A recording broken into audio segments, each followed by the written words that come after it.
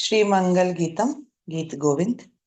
श्रित कमला कुच मंडला धृता कुंडलाए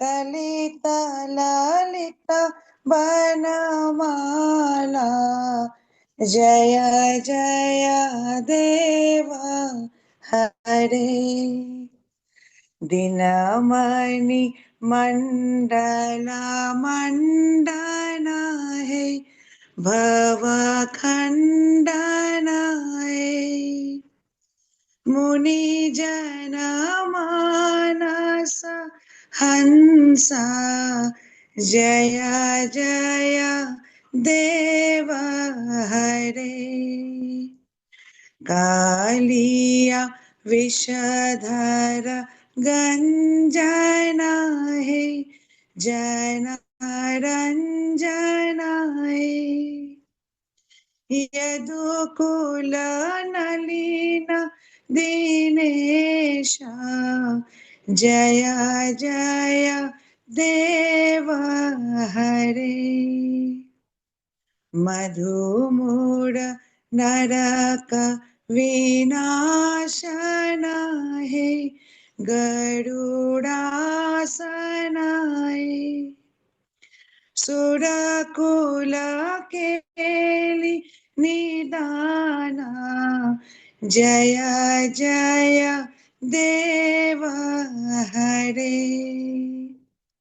अमल कमल दल लोचन है भव मोचन है त्रिभुवन भुवन निधाना जय जय देव हरे जनक सुता कृत भूषण है जीता दूषण है समर शमित दश कंठ जय जय देव हरे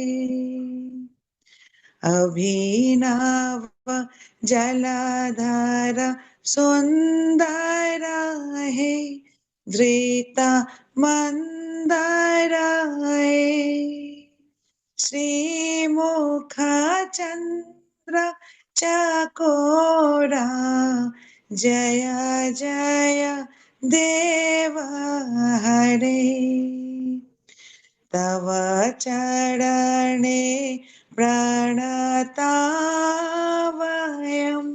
इति भावयामि कुरु कुशलं प्रणतेषु जय जय देव हरे श्री जय देव कावेर इंद कुरुते मुदा मे मंगलमुज्ज्वल गीतम जय जय देव हरे मंगलमुज्ज्वल गीतम जय जय देव हरे जय जय देव हरे हरे कृष्ण हरि बोल राधा गोविंद की जय। बहुत सुंदर माता जी, गोपी गीत बहुत अच्छा रहा। हरे कृष्णा। सभी को दंड प्रणाम। तो हम लोग माला जप कर लेते हैं, एक माला। और सभी भक्तों से बहुत अनुरोध है कि सब लोग नाम जप ही सबसे अच्छा है। कि भगवान का नाम, गुण, लीलाएं सब एक हैं, मतलब नाम स्वयं भगवान है। तो आप नाम जप को बहुत ध्यान पूर्वक, आपको कोई इमेजिन नहीं करना है कि बहुत इमेजिन करना है, बहुत ध्यान लगाना है। कुछ नहीं, आप नाम जप करिए मन से, है ना। मतलब अपने हृदय को खोल के नाम जप करिए।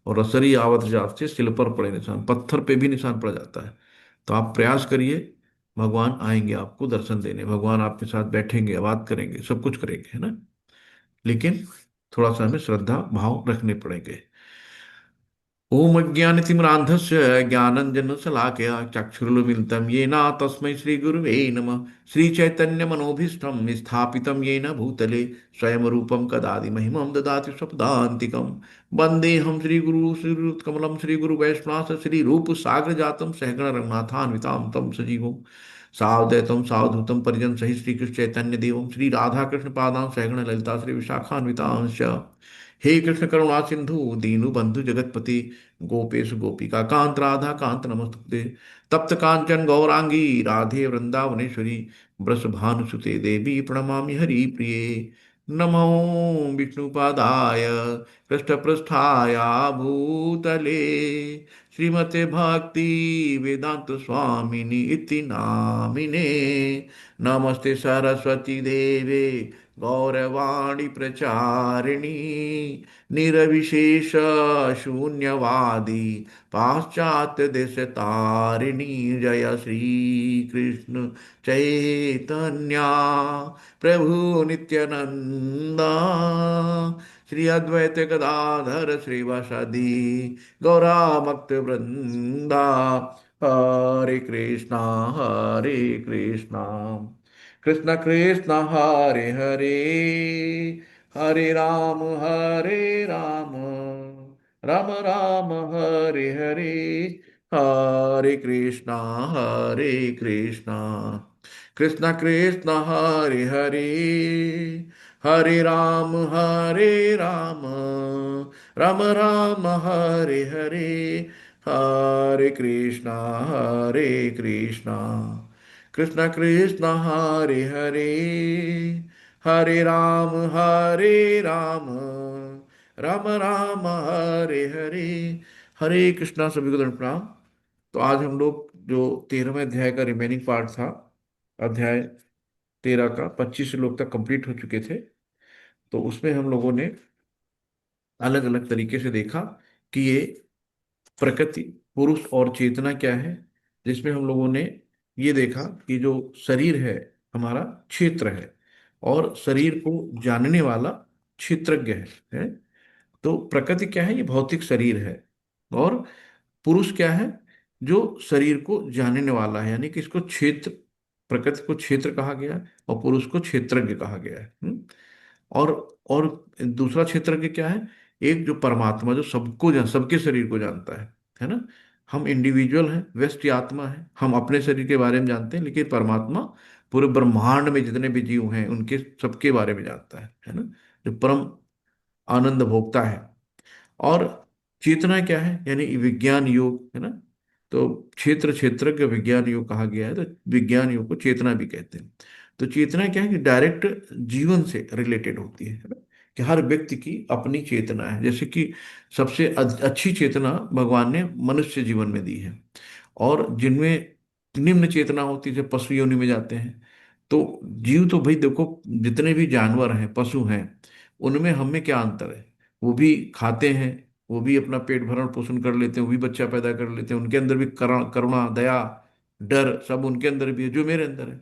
तो हम लोग भी क्या है, अपने पेट पालने के लिए तरह तरह के मतलब व्यवसाय करते हैं, गधों की तरह लगे रहते हैं रातों दिन, हाय पैसा, खाना 2 वक्त की रोटी है, लेकिन तृप्ति कभी नहीं होती है ना।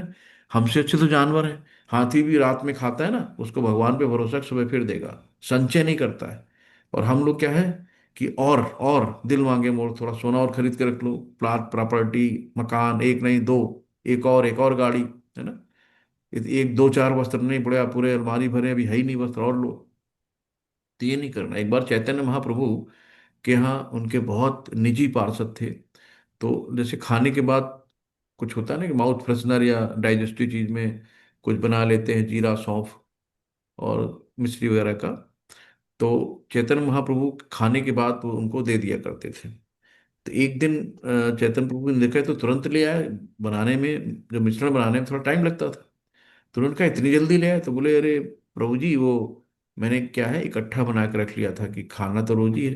तो उन्होंने तुरंत उसको अपने हाथ से निकाल दिया, तुरंत, कि अब तुम्हारे अंदर संचय की भावना आ गई है, तो तुम गृहस्थ जीवन बिताओ जाके, तुम सन्यासी योगी नहीं हो।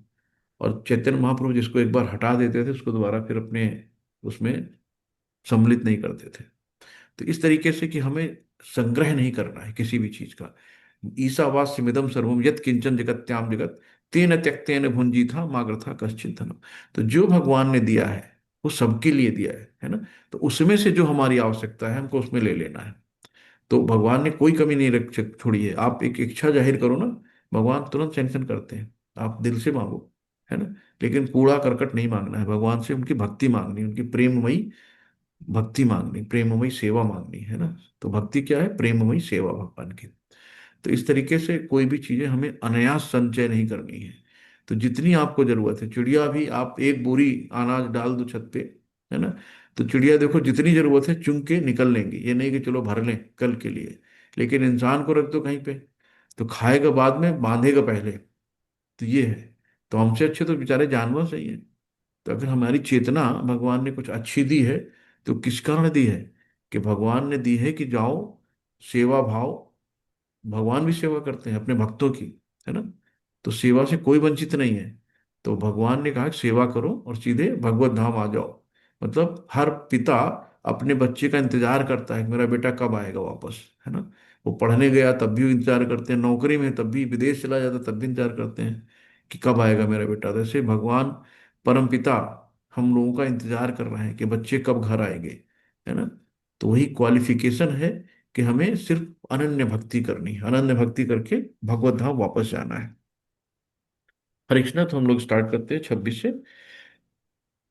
अन्ये त्वेवमजानन्तः श्रुत्वान् येभ्य उपासते ते अपि चाति तरन्तेयो मृत्युं श्रुतिपारायणा। इसलिए प्रपात की जय, गुरु महाराज जी की जय।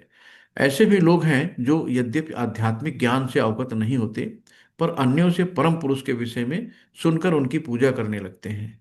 ये लोग भी प्रमाणित पुरुषों से श्रवण करने की मनोवृत्ति होने के कारण जन्म तथा मृत्यु पथ को पार कर जाते हैं, है ना। कि कभी कभी लोगों को नहीं पता होता कि हमें कैसे पूजा पाठ करनी है, कैसे क्या करना है।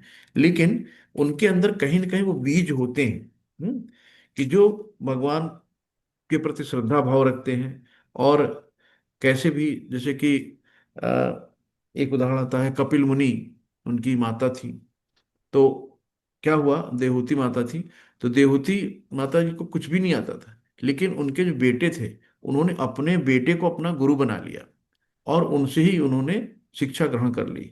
और इस तरीके से वो सीधे भगवत धाम गए। जैसे कि राजा परीक्षित, अब राजा परीक्षित ने भी, कोई, मुझे नहीं लगता कोई गुरु ऐसा कोई बनाया और कोई आध्यात्मिक ऐसा। उन्होंने बस, जब ब्राह्मण के बेटे से उनको श्राप मिला, तो उन्होंने कहा अब क्या किया जाए। अपने यहाँ जो दरबार में उनके गुरु लोग थे उनसे पूछा कि अब हमें क्या करना है, कम समय, एक सप्ते का समय है।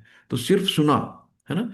तो श्रवण करके एक हफ्ते उन्होंने केवल श्रवण, तो प्रमाणिक पुरुषों से श्रवण करने की मनोवृत्ति होने के कारण जन्म तथा मृत्यु के पथ को पार कर जाते हैं। तो सुनना एक इतनी अच्छी चीज है। तो हमें बहुत ध्यान से, है ना। तो चैतन्य महाप्रभु के अनुसार भी वो हरे कृष्ण कृष्ण कृष्ण हरे हरे, हरे राम राम राम हरे हरे की दिव्य धुन को सुनो, है ना। तो अपना ही जो आप नाम जप कर रहे हो, नाम जप को ध्यान पूर्वक सुनिए, ध्यान पूर्वक आप उनके शब्द बोलिए। एक कॉलिंग है कि हे राधा, हे सीता, हमें कृष्ण राम से मिला दो, है ना। हमें कृष्ण राम की भक्ति दो, हमें कृष्ण राम की सेवा दो। तो कॉलिंग करते हैं हम। तो उस कॉलिंग में कैसे करेंगे भाई? किसी को हम श्रद्धा पूर्वक बुलाएंगे ना। आपको किसी को बुलाना है, किसी सम्मानित व्यक्ति को, तो श्रद्धा से बुलाएंगे ना, प्यार से बुलाएंगे। उसको एकदम हाईवे एक्सप्रेस की तरह दौड़ा तो नहीं लगे, हरे कृष्ण कृष्ण कृष्ण हरे राम राम राम हरे कृष्ण कृष्ण हरे राम राम राम हरे कृष्ण कृष्ण राम राम राम राम ये नहीं करना ना।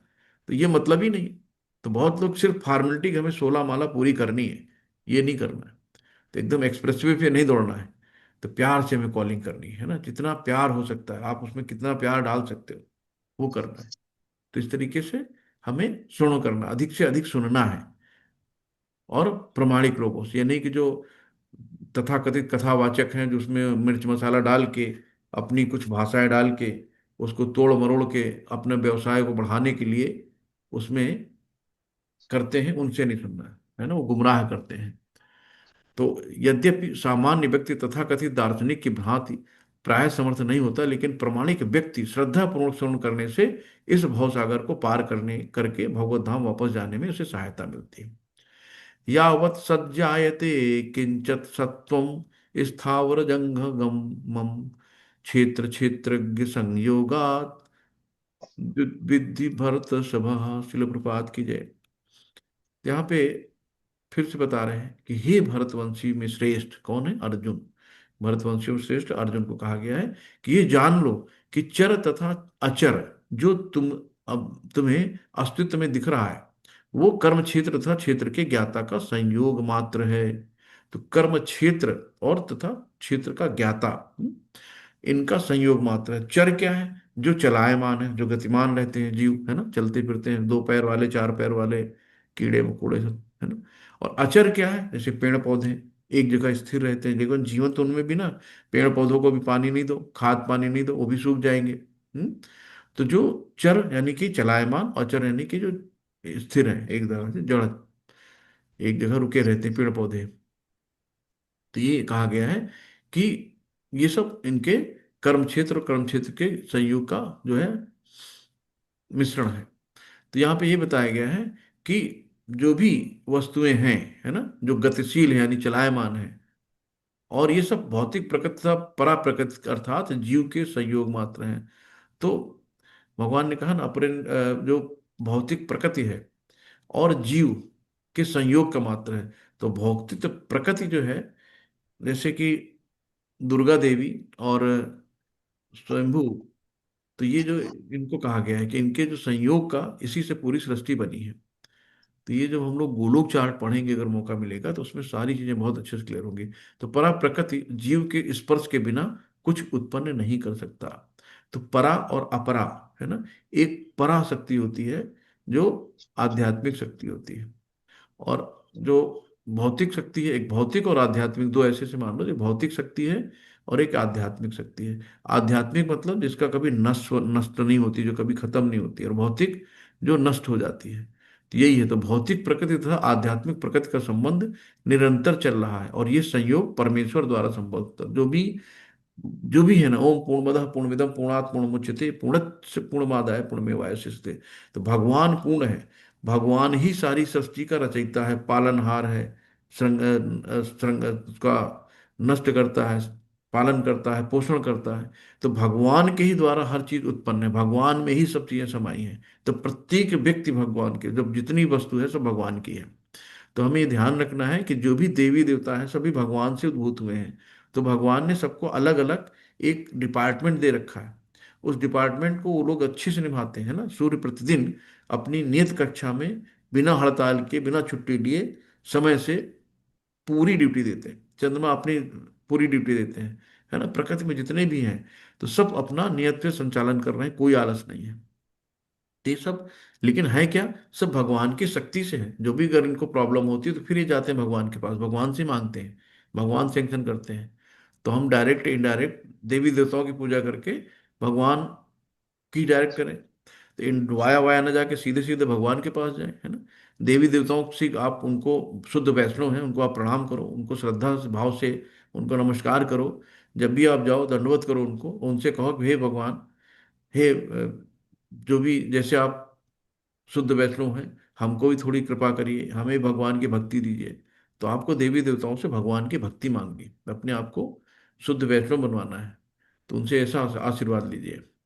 समः सर्वेश भूतेषु तिष्ठतं परमेश्वरं विनश्यन्ति तो विनश्यन्तम यह पश्यति, यह पश्यति स पश्यति। शिल प्रपात की जय। जो परमात्मा को समस्त शरीरों में आत्मा के साथ देखता है ना, और जो ये समझता है कि इस नश्वर शरीर के भीतर ना तो आत्मा ना ही परमात्मा कभी विनष्ट होता है, वही वास्तव में देखता है ना। तो आत्मा ममैवांसो जीवलोको जीवभूता सनातना। तो एक परमात्मा का अंश ही तो है आत्मा। तो परमात्मा नश्वर है, परमात्मा आध्यात्मिक चीज कभी नष्ट नहीं होती है। तो परमात्मा का पूरा शरीर ही आध्यात्मिक है ना। परमात्मा, भगवान को कभी कोई मार नहीं सकता, भगवान कभी मरते ही नहीं। जैसे आत्मा को कभी ना काटा जा सकता, ना जलाया जा सकता, ना उसको सुखाया जा सकता, ना मारा जा सकता है ना। तो जब आत्मा क्या है, परमात्मा का ही अंश ही तो है, तो वो कभी विनष्ट नहीं होता है ना। तो ये जब हम जानेंगे इस चीज को कि हम शरीर नहीं हम आत्मा हैं, तो ये सारी चीजें क्लियर हो जाती हैं। तो ये है। तो यहाँ पे कहा गया है, शिल पर बात की जाए कि जो व्यक्ति सत्संगत से तीन वस्तुओं को, शरीर, शरीर का स्वामी है ना, या आत्मा तथा आत्मा के मित्र के साथ एक संयुक्त देखता है, वो सच्चा ज्ञानी है। तो हमें पता तो हो कि हमारे जितने भी जीव हैं सबके हृदय में परमात्मा वास करता है। हमें पता ही नहीं कि अच्छा परमात्मा वापस करता है। कुछ लोग कहते हैं अरे प्रभु जी, अगर मान लो हार्ट ट्रांसप्लांट करा दिया जाए तो क्या वो परमात्मा भी दूसरे शरीर में चला जाएगा? सुधीर प्रभु जी का प्रश्न रहता था अधिकतर ये। तो ये नहीं है, है ना। तो हर एक चीज, जैसे कि गाड़ी खराब हो जाती है, गाड़ी खराब होती है, तो क्या आप किसी को गाड़ी बनवाने देने जाते हो तो क्या गाड़ी उसी की हो जाती है? गाड़ी तो आप ही की रहती है ना। यानी कि मान लो ड्राइवर की सीट खराब हो गई, तो क्या हुआ, आपने जाके सीट बदल दी, ड्राइवर थोड़ी बदल दोगे। तो ये सारी चीजें रहती हैं कि हर एक चीज को हमें समझना है कि जैसे आजकल ब्लड डोनेशन बहुत चलता है, ट्रांसप्लांट बहुत चलता है, लेकिन एक सक्सेस नहीं होते हैं। क्योंकि हर एक व्यक्ति की जो मेमोरी है ना, आपके ब्लड की मेमोरी आपके पास है, वो मेमोरी किसी दूसरे में फिट हो ही नहीं सकती। वो क्षणिक लगता है कि उसे आराम मिल गया, लेकिन बहुत क्या प्रॉब्लम करता है। आपके शरीर का जो अंग है, वो आपके शरीर का भगवान ने बनाया ना, सब इंडिविजुअल है। एक दुनिया में आप देखो ना, 700 800 करोड़ जनता है, और सबका देखो चेहरा, आप सब नाक कान मुंह एक से ही है, लेकिन क्या किसी के एक दूसरे से मिलता है ना? कितनी बड़ी, आपसे कहा जाए 10 चित्र बनाओ एक से, एक ही, तो क्या आप 10 चित्र एक से बना सकते हो? कहीं ना कहीं 11वां जाके पहले से मिल जाएगा, है ना। लेकिन भगवान की संरचना देखो, हर एक चीज पृथक कर दिया उन्होंने, एकदम इंडिविजुअलाइजेशन। कोई मतलब ही नहीं। हाथ की रेखाएं, जो आज फिंगर प्रिंट लेते हैं, बताओ पूरे वर्ल्ड में कितने लोग हैं, सबकी अलग है, चीजें वैसे ही हैं। तो कौन कर सकता है? सिर्फ भगवान ही कर सकते हैं ना। एक 7 साल की उम्र में एक लिटिल फिंगर से गोवर्धन कौन उठा सकता है? भगवान उठा सकते हैं, है ना। पूतना को 6 महीने का बच्चा, 3 महीने का बच्चा कौन मार सकता है? इतनी बड़ी लाठी सिर्फ भगवान ही कर सकते हैं सबका, है ना। तो हमें इस चीज को समझना होगा। तो ये है कि हमें इस चीज को जानना है कि हम शरीर नहीं हम आत्मा है। शरीर हमें एक इंस्ट्रूमेंट के रूप में मिला है ना। यानी कि कार मिली है, कहाँ जाना है क्या करना है, लेकिन ड्राइवर आत्मा है ना। तो आत्मा सिर्फ हम, क्योंकि आत्मा के हाथ पैर नहीं है, तो शरीर एक मिला है, इससे हमें कर्म करने हैं। अब जो भी कर्म करेंगे, है ना, तो चित्रगुप्त जी, जैसे कि आप गाड़ी पे ट्रैफिक बहुत ज्यादा है, आप रॉन्ग साइड चले गए, तुरंत आपका ऑनलाइन चालान हो गया, आपको तो पता भी नहीं चला। घर पे चालान चालान आ गया, भैया देखो आपने गलत दिशा में गाड़ी मोड़ ली थी और आप हेलमेट नहीं लगाए तो आपका चालान आ गया। तो आपको पता नहीं यार चालान किसने किया। तो ऐसे चित्रगुप्त हैं, नाम है चित्र, और गुप्त, गुप्त रूप से चित्र खींच रहे हैं कि हम कर क्या रहे हैं, है ना। हमारे, हम अच्छा कर रहे हैं बुरा कर रहे हैं, हमें लगता है यार कोई नहीं देख रहा, चलो मार दे यार, ये उठा लो सामान, कौन देख रहा है ना। कहीं सब्जी की दुकान पे गए, थोड़ा सा 2 आलू डाल लो, तो कहीं मॉल में गए ये कर लो, कौन देख रहा है ना। कहीं जैसे बचपन में नहीं, कि बच्चे अच्छा सिगरेट पीने से बड़े हो जाते हैं, है ना। तो हर बच्चे में क्या होता है, चलो अच्छा देखें यार, चुपचाप सिगरेट लेगा और जाके कहीं कोने में कोई देख नहीं रहा है ना। तो ऐसे कोई भी चीजें, जो भी हम कोई गलत काम करते हैं, तो तुरंत परमात्मा हमें इंडिकेट करता है, हमारा दिल धड़कने लगता है, हमें घबराहट होने लगती है, हमें डर लगता है कि यार नहीं ये गलत है, लेकिन फिर भी हम उसको इग्नोर करके करते हैं, है ना। मन की सुनते हैं, मन कहता है अरे कर लो यार देखा जाए, अरे कर लो कर लो कर लो। और दिल कहता है नहीं करना नहीं है, मन कहता है अरे करो नहीं करना नहीं है, लेकिन हम क्या है, मन की सुनते हैं। जब मन की सुनेंगे तो मंकी बन जाएंगे, उछल कूद करते हुए, है ना। तो हमेशा हृदय की सुनो, आपका दिल क्या कहता है ना, उसकी सुनो, मन की कभी नहीं सुनो। अगर दिल कहता है गलत है, तुरंत वहीं पे कट डिलीट हटा दो, उसको नहीं सोचना है। तब आप इस चीज को अच्छे से निर्णय ले पाओगे। कभी कभी आदमी निर्णय नहीं ले पाता है, क्योंकि बड़ा कंफ्यूज होता है, मन की सुने कि दिल की सुने, मन की सुने कि दिल की सुने। तो मन की कतई नहीं सुनो, है ना। ये सुनो, मन के सुनेंगे तो मन की बना देगा।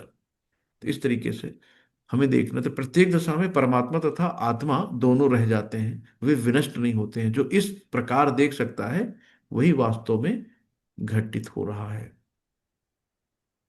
समः पश्यन् हि सर्वत्र समवस्थितमीश्वरम्, न हि तस्यात् मनात्मानं ततो याति पराम गति। शिल प्रपात की जय। जो व्यक्ति परमात्मा को सर्वत्र तथा प्रत्येक जीव में समान रूप से वर्तमान देखता है, वो अपने मन के द्वारा अपने आप को भ्रष्ट नहीं करता। इस प्रकार वो दिव्य गंतव्य को प्राप्त करता है ना। तो हमें क्या है कि सर्वव्यापी कौन है? परमात्मा ही है ना। कण कण में विद्यमान है, प्रत्येक जीव में है, क्योंकि परमात्मा का जो अंश है प्रत्येक जीव में है। घोड़ा, हाथी, कुत्ता, बैल, सुअर, गाय, भैंस, बकरी हमें बाहर आवरण से देखने में लग रहे हैं, अलग हैं, लेकिन उनके अंदर अंश तो परमात्मा ही का है ना। ममई वांश जीव लोको, जो जितने भी जीव हैं भगवान कहते हैं मेरा ही अंश है ना। तो इस तरीके से हमको क्या करना है कि सबको एक समान देखना है ना। तभी हम इस चीज की सामान्यता मन इंद्रिय तृप्ति कार्यों में लीन रहता है, लेकिन जब वही मन परमात्मा की ओर उन्मुख होता है तो मनुष्य आध्यात्मिक ज्ञान में आगे बढ़ता है। तो हमारा मन बहुत चंचल है ना। अर्जुन ने भी कहा कि चंचला ही मन कृष्णा, कि हे अर्जुन कृष्ण, ये मन इतना चंचल है कि हम अपने वायु को तो बस में कर सकते हैं, लेकिन इस मन को बस में नहीं कर सकते, है ना। तो भगवान उपाय बताते हैं, वैराग्य, है ना, कि अभ्यास हेतु कौन्तेय। तो अभ्यास और वैराग्य के से इसको हम जीत सकते हैं मन को। प्रकृत्यैव च कर्माणि क्रियमाणानि सर्वशः यः पश्यति तथात्मानं कर्तारं स पश्यति। श्रील प्रपात की जय। कि जो ये देखता है कि सारे कार्य शरीर द्वारा संपन्न किए जा रहे हैं, जिसकी उत्पत्ति प्रकृति से हुई है, और जो देखता है कि आत्मा कुछ भी नहीं करता, वही यथार्थ में देखता है ना। कि जो भी कार्य तो भाई शरीर से संपन्न करे जाएंगे, तो जो भी चीजें हैं, और हर एक चीज हमें, जो भी चीजें हैं, हमें क्या करना है कि हम क्या कर रहे हैं, शास्त्रों के मुताबिक जो चीजें लिखी है वो कर रहे हैं कि अपनी मनमानी कर रहे हैं, है ना। कैसे कर रहे हैं? हम कभी कभी क्षणिक सुख के चक्कर में फालतू के काम करने लगते हैं, बाद में हमें दुख देता है। तो हमें क्या करना है कि हमें ऐसे काम करने हैं जो हमें आनंद दे। सुख का अपोजिट है दुख, लेकिन आनंद का अपोजिट नहीं है। तो मनुष्य जो करता है, चाहे वो सुख के लिए करे या दुख के लिए करे, वो शारीरिक रचना के कारण उसे करने के लिए बाध्य होता है ना। और लेकिन आत्मा इन शारीरिक कार्यों से विलग रहता है। शरीर मनुष्य के पूर्व इच्छाओं के अनुसार प्राप्त होता है। हमारी इच्छाएं थी, जो हमारी इच्छाएं शेष रह गई थी पूर्व जन्म में, उन इच्छाओं की पूर्ति के लिए भगवान दोबारा भेज देता है, जाओ अपनी इच्छा पूरी करो जाके। अब हमारी इच्छा सतोगुण की थी कि यार हम भक्ति नहीं कर पाए, भक्ति में अधूरे रह गए, है ना। या हम पैसा नहीं कमा पाए, हम बड़ी सी गाड़ी नहीं ले पाए, हम बड़ा सा मोबाइल नहीं ले पाए, है ना। या फिर हम बहुत ढंग से खा नहीं पाए, आखिरी में मन रह गया, भूखे चले गए मर के, कुछ खा नहीं पाए। सब लोग अच्छा अच्छा खा रहे थे घर वाले, हम देख के ललचा रहे थे, नहीं खा पाए, उसमें प्राण निकल गए। तो हमारा तमोगुण, तो हम सतोगुण, रजोगुण, तमोगुण में कौन सी हमने अपनी अपनी इच्छाएं रह छोड़ी थी आखिरी समय में, उसी के हिसाब से हमें अगला जन्म मिल जाता है। तो इच्छाओं की पूर्ति के लिए शरीर मिलता है, जिससे वो इच्छा अनुसार कार्य करता है। और एक तरह से शरीर यंत्र है ना, इंस्ट्रूमेंट ही है, जिसे परमेश्वर ने इच्छाओं की पूर्ति के लिए निर्मित किया है। इच्छाओं के कारण ही मनुष्य दुख भोगता है या सुख पाता है ना। हम देखो, एक शब्द आता सो अहम, है ना। लोग कहते हैं सो अहम, जैसे भगवान वैसे हम, है ना, निर्विशेषवादी यहाँ इसको लगा लेते हैं, लेकिन ये नहीं है। सो अहम मतलब आई एम क्रिएटर, है ना। अगर आज हम सुखी हैं तो उस सुख का कारण हम ही हैं, ना भगवान है ना कोई कुछ नहीं है।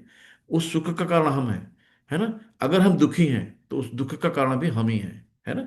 तो इसमें ना भगवान भगवान कहते मैं कुछ नहीं करता हूँ, ना मैं किसी को सुख देता हूँ ना दुख देता हूँ। सब अपने हिसाब से पाते हैं, अपने कर्मों के हिसाब से करते हैं। तो आज जो भी आप, कभी आप दुखी हो तो आप सोचो, हाँ यार, कभी आप, अरे डॉक्टर साहब, आज हमने क्या करा कि वो छोले भटूरे ज्यादा खा लिए, बड़ा गरिष्ठ भोजन खा लिया, पेट फूल रहा, बड़ी गैस बन रही, डॉक्टर साहब बड़ा उलझन हो रही, उल्टी कर ले, है ना। उसको पता है कि हमने छोले भटूरे खाए थे इसलिए हमारा पेट गड़बड़ हुआ है। उसको पता था हमने आइसक्रीम खा ली ठंडक में जाके, मुझे बहुत छींके, जुकाम, खांसी आने लगी। तो आपको बताता है अपने कारण, अपने दुख का कारण, है ना। ऐसे ही जीवन में आप कभी भी दुखी हो तो एक बार बैठ के सोचो यार दुख क्यों है। तो आपको खुद पता लगा, अच्छा यार, अगर ये बात मैंने उससे ना कही होती तो ये बात नहीं हुई होती, ऐसा नहीं किया होता तो ऐसा नहीं होता। अगर हम लालच में नहीं पड़ते, हम अपना पैसा कहीं यहाँ नहीं लगाए होते, कंपनी भाग गई, तो आज हमारे दुख का कारण नहीं होता, है ना। तो आप स्वयं दुख के कारण हैं। अगर आप सुखी हैं, वाह क्या बढ़िया है, तो आप उस आनंद के कारण भाई स्वयं है ना। तो सुख और आनंद दो बार बार चीजें आ रही हैं। सुख क्या है? सुख क्षणिक होता है। आज आपने कोई बढ़िया चीज, आइसक्रीम, रसगुल्ला, जो भी आपको पसंद है, आपने खाया, वाह क्या सुख है, मजा आ गया, है ना, थोड़ी देर बाद खत्म। लेकिन आनंद क्या होता है? आपने अगर बचपन में कोई अच्छी काम किए होंगे जिसके लिए आपको वाहवाही मिली होगी, मेडल मिला होगा, या सपोज आपने हाई स्कूल टॉप कर लिया, है ना, तो अपने बच्चों को, नाती पोते बताओ, वाह वो क्या, मतलब मैंने हाई स्कूल टॉप किया था और उसमें क्या मजा आया था, कितने, मतलब वो आनंद आज भी महसूस करोगे आप, बुढ़ापे में भी, है ना। वो आनंद होता है जिसका कभी क्षय नहीं होता है। आप बचपन की बातें जो बहुत अच्छी आपको आनंदमय लगी होंगी, वो आज भी उसको महसूस करके उतना ही आनंद सुख ले लेते ना। सुख क्या है? क्षणिक, आया गया, है ना। तो आनंद परमानेंट होता है। तो हमें सच्चिदानंद, इसीलिए कहते हैं सच्चिदानंद। भगवान के शरण में जो जाता है वो परम आनंद में रहता है। यदा भूत पृथक भावम एकस्थमनुपश्यति तत्एव च विस्तारम ब्रह्म संपद्यते तदा। शिल प्रपात की जय। जब विवेकवान व्यक्ति विभिन्न भौतिक शरीरों के कारण विभिन्न स्वरूपों को देखना बंद कर देता है और यह देखता है कि किस प्रकार जीव सर्वत्र फैले हुए हैं, तो ब्रह्म बोध बोध को प्राप्त होता है। तो ब्रह्म बोध, बोध मतलब जानकारी, ब्रह्म मतलब जीव। तो सबको हमको एक सा देखना है ना, हमें भेद नहीं करना है कि सब में भगवान का ही अंश है ना। सब, आप देखो, अगर आपके अंदर इतने भाव आ जाए तो आपको सब चलते फिरते मंदिर नजर आएंगे। अरे यार, सब में भगवान है, इसके दिल में भगवान है। भगवान कहाँ होते हैं? जहाँ हम भगवान होते हुए मंदिर हो जाता है। तो हम सबके हृदय में भगवान है ना। तो सबके हृदय में भगवान है, तो इसका मतलब हम सबको श्रद्धा भाव से देखेंगे तो हमारे अंदर कोई द्वेष भावना, किसी के प्रति कोई वो आएगा नहीं कि ऊंचा है नीचा है ना। तो इस तरीके जब मनुष्य देखता है कि विभिन्न जीवों के शरीर उस जीव की विभिन्न इच्छाओं के कारण उत्पन्न हुए हैं, तो ये आत्मा से किसी तरह संबंध नहीं है, तो वास्तव में देखता है ना कि आज जो भी उसको शरीर मिला है उसकी अपनी इच्छा के अनुसार मिला है। आज वो कुत्ता है, अपनी इच्छा के अनुसार है ना। इंसान है, गाय भैंस बिल्ली जो भी है, अपने कर्म और इच्छाओं के अनुसार उसको जीव मिला है, शरीर मिला है। तो देहात्म बुद्धि के कारण हम किसी को देवता, किसी को मनुष्य, कुत्ता बिल्ली आदि के रूप में देखते हैं। ये भौतिक दृष्टि है, वास्तविक दृष्टि नहीं है ना। ये भौतिक देह भेदभाव देहात्म बुद्धि कारण है कि हम ये भौतिक दृष्टि देख रहे हैं, कुत्ता है लेकिन उसके अंदर भी वही जीव जो हमारे अंदर है, वही अंश परमात्मा को जो हमारे अंदर है। तो ये भौतिक दृष्टि क्या है कि भौतिक शरीर के विनाश के बाद आत्मा एक रहता है। अब जब शरीर नष्ट हुआ, शरीर पंच तत्व का बना है, चित जल पावन गगन से मेरा सब, जहां जो तत्व आए वो तत्व वहां चले गए वापस, है ना। लेकिन हमारे पास बचा क्या? आत्मा। आत्मा फिर वहीं जाएगी जहां से आई है ना। तो आत्मा तो एक ही है, भगवान का अंश है। तो चाहे वो जिस रूप में हो, भौतिक रूप में, लेकिन अगर उसको आध्यात्मिक रूप में देखेंगे तो आध्यात्मिक उसका एक ही है। मतलब उसके अंदर 24 कैरेट सोना है, वो सोने का एक ईंट ले लो, उसके भी गुण उतने ही है। और उससे थोड़ा सा एक चुंटी भर का टेस्टिंग के लिए ले लो तो उसमें वही गुण है। समुद्र है, समुद्र के पानी की एक ड्रॉप ले लो, उसमें भी वही गुण होंगे जो समुद्र में पूरे में गुण है। तो वैसे परमात्मा है, परमात्मा में जो गुण है वो हम में है ना। जितने भी जीव सब में है कि परमात्मा का अंश है, लेकिन हम लोग मात्रात्मक भिन्न है, मात्रा में भिन्न है, गुण में सेम है। और वो गुण कितने कौन विकसित कर लेता है उसके ऊपर होता है ना। अनादित्वा निर्गुणत्वात् त्वात् परमात्मा अव्ययम अव्ययः सरिस्थ सरिसस्थोपि कौन्तेय न करोति न लिप्यते। शिल प्रपाद की जय। शाश्वत दृष्टि संपन्न लोग ये देख सकते हैं कि अविनाशी आत्मा दिव्य, शाश्वत तथा गुणों अतीत है। हे अर्जुन, भौतिक शरीर के साथ संपर्क होते हुए भी आत्मा ना तो कुछ करता है और ना लिप्त रहता है। तो भगवान जैसे कहते हैं ना कि हम किसी चीज से बंधे नहीं हैं, है ना। सब कुछ भगवान से उद्भूत है, लेकिन भगवान सबसे परे है। तो वैसे ही यहाँ पे है कि आत्मा शरीर से लिप्त नहीं रहती है। यानी कि जब व्यक्ति मरता है तो आत्मा को बहुत दुख नहीं होता है कि यार हम, जैसे यार आज कुत्ता पाल लो तो बड़ा मोह हो जाता है, बड़ा लगाव हो जाता है कि यार ये कुत्ता मर गया, है ना, या कुत्ता कैसे करें, खाना देना है, वो करना है। तो एक मतलब ऐसी चीजों से आपको लगाव हो जाता है जो आपकी जरूरत की नहीं है। तो आत्मा तो निरंतर बचपन से लेके मरते दम तक आपके साथ रही है ना। तो उसको तो लगाव होना चाहिए, लेकिन आत्मा को लगाव नहीं। तो आत्मा वैसे ही है जैसे आप वस्त्र बदलते हो ना, तो आपको जो नया वस्त्र मिलता है, क्या पुराना फटा वस्त्र फेंकने में आपको दुख होता है? आप तुरंत निकाल के नया, आहा, नए की खुशी होती है। तो आत्मा को भी जो नया शरीर की मिलने की खुशी होती है, आत्मा भी कहती है यार चलो यहाँ खंडहर इनका शरीर हो गया, जर्जर हो गया, बुढ़ा हो गया, इस शरीर से निकलते हैं, नए शरीर में जाते हैं, है ना। तो आत्मा को खुशी होती है नए शरीर की, पुराने शरीर से कोई मोह नहीं होता है। तो इस तरीके से आत्मा लिप्त नहीं रहती है। यथा सर्वगतम सौक्षम, यथा सर्वगतम सौक्षम आदास कांसन नो लिप्यते सर्वत्रावस्थितो देहे तथात्मा नोपलिप्यते। शिल प्रभात कीजिए। यद्यपि आकाश सर्वव्यापी है, किंतु अपनी सूक्ष्म प्रकृति के कारण किसी वस्तु से लिप्त नहीं होता। इसी तरह ब्रह्म दृष्टि में स्थित आत्मा शरीर में रहते हुए भी शरीर से लिप्त नहीं रहती। यही कहा गया है कि वायु, जल, कीचड़, मल तथा अन्य वस्तुओं में प्रवेश करती है ना। तो अब देखो, हवा मैला में भी जा रही है ना, अच्छी सी अगरबत्ती की सुगंध लेके भी आ रही है। तो हवा हर जगह जा रही है, लेकिन हवा कहीं लिप्त नहीं है। सूरज है, सूरज जो है नाले के पानी को भी सोख कर रहा है, गंगा जल को भी सोख कर रहा है, लेकिन उस पर कोई प्रभाव नहीं पड़ता है ना, वो वैसे ही रहता है। तो ये लिप्त नहीं रहते उनसे। ये कहा गया किसी के संपर्क में आने पे उनसे कोई मतलब नहीं रहता है। यथा प्रकाशत्येकं कृत्स्नं लोकमिमं रविः क्षेत्रं क्षेत्री तत्कृत्स्नं कृत्स्नं प्रकाशयति भारत। शिल प्रपात की जय। हे भरतपुत्र, जिस प्रकार सूर्य अकेले इस सारे ब्रह्मांड को प्रकाशित करता है, उसी प्रकार शरीर के भीतर स्थित एक आत्मा सारे शरीर को चेतना से प्रकाशित करता है। हम्म? तो यही कहा गया है कि जैसे सूर्य पूरे ब्रह्मांड में है ना, पृथ्वी लोक में एक ही है और हर जगह वो रोशनी दे रहा है ना। ऐसे ही भगवान बता रहे हैं कि शरीर जो है हमारा, शरीर मान लो पूरा ब्रह्मांड है, उसके अंदर सूर्य क्या है? आत्मा है। तो वो सारे शरीर को चेतना से प्रकाशित करता है। तो ये है यहाँ पे कि दिया गया है उदाहरण सूर्य का। तो जब शरीर में आत्मा वर्तमान में रहता है तो सारे शरीर में चेतना रहती है। अब जैसे ही शरीर से आत्मा निकली, शरीर, फिर आप चाहे कार्डियोलॉजिस्ट लगा दो, चाहे गैस्ट्रोलॉजी लगा दो, नेफ्रोलॉजी लगा दो, कोई भी दुनिया का डॉक्टर ले आओ, आत्मा के निकलते ही शरीर खत्म, कुछ है ही नहीं। जैसे बिजली चली गई, अब बिजली जाने पर आप कहो यार फ्रिज नहीं चल रहा, फ्रिज वाले को बुलाओ एसी नहीं चल रहा, है ना। तो जब बिजली चली गई तो फिर सारे इंस्ट्रूमेंट बेकार हो गए। तो वैसे ही जैसे आत्मा शरीर छोड़ती है, शरीर सब खत्म, सारी चेतना लुप्त हो जाती है। तो ये चीजें हमें समझना है कि चेतना पदार्थ के संयोग से नहीं बनी होती है। ये जीव का लक्षण है। जीव की चेतना यद्यपि गुणात्मक रूप से परम चेतना से अभिन्न है ना, गुणात्मक रूप से हम भगवान से अलग नहीं है, किंतु परम नहीं है ना।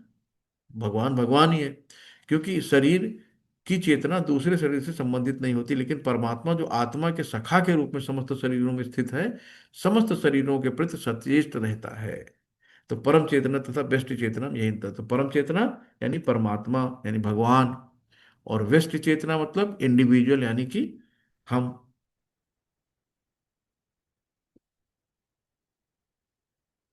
यहाँ पे अगला है, क्षेत्र क्षेत्रज्ञयोरिवन्मन्तरं ज्ञान चक्षुषा भूत प्रकृति मोक्षम च ये विदुर्यान्ति ते परम। शिल प्रपात कीजिए। जो लोग ज्ञान के चक्षुओं से शरीर तथा शरीर के ज्ञाता के अंतर को देखते हैं, है ना, ज्ञान के चक्षुओं से, है ना, और भव बंधन से मुक्ति की विधि को जानते हैं, वो परम लक्ष्य को प्राप्त होते हैं। तो यहाँ पे श्लोक 8 से 12 तक वर्णित मुक्ति की विधि को जानना चाहिए, है ना, जो भगवान पीछे बता चुके हैं। तो श्रद्धालुओं को चाहिए कि सर्वप्रथम वो ईश्वर का श्रवण करे, है ना। सबसे पहली क्या है? सबसे बड़ी बात है श्रवणम। आप लोग क्लास में बैठे हो, सुन रहे हो, है ना, तो कानों के द्वारा भगवान की पूजा कर रहे हो, आप सुन के भगवान की चीजों को ग्रहण कर रहे हो, है ना। ये भी भक्ति में आता है, श्रवणम सबसे प्रथम में आता है। तो सुनना सबसे बड़ी है। आजकल कलयुग में आप सुन, टाइम नहीं है, सुन तो लो, है ना। बहुत बड़े शास्त्र पढ़ने का टाइम नहीं, इतने वेद शास्त्र लिखे हैं, कौन पढ़ेगा। तो सुन तो सकते हैं, सुनना भी एक भक्ति एक तरह की। और सत्य संगी यानी कि सत्य यानी कि सत्य का संग कहाँ मिलेगा आपको? भक्तों का साथ करके, साधु का साथ करके, और धीरे धीरे प्रबुद्ध बने। यदि गुरु स्वीकार कर लिया है तो पदार्थ तथा आत्मा के अंतर को समझा जा सकता है। तो गुरु बिन होय न ज्ञान है। तो गुरु ही एक अच्छा मार्गदर्शक है जो हमें परमात्मा का पता बताता है, कैसे हमें वहां से पहुंचना है।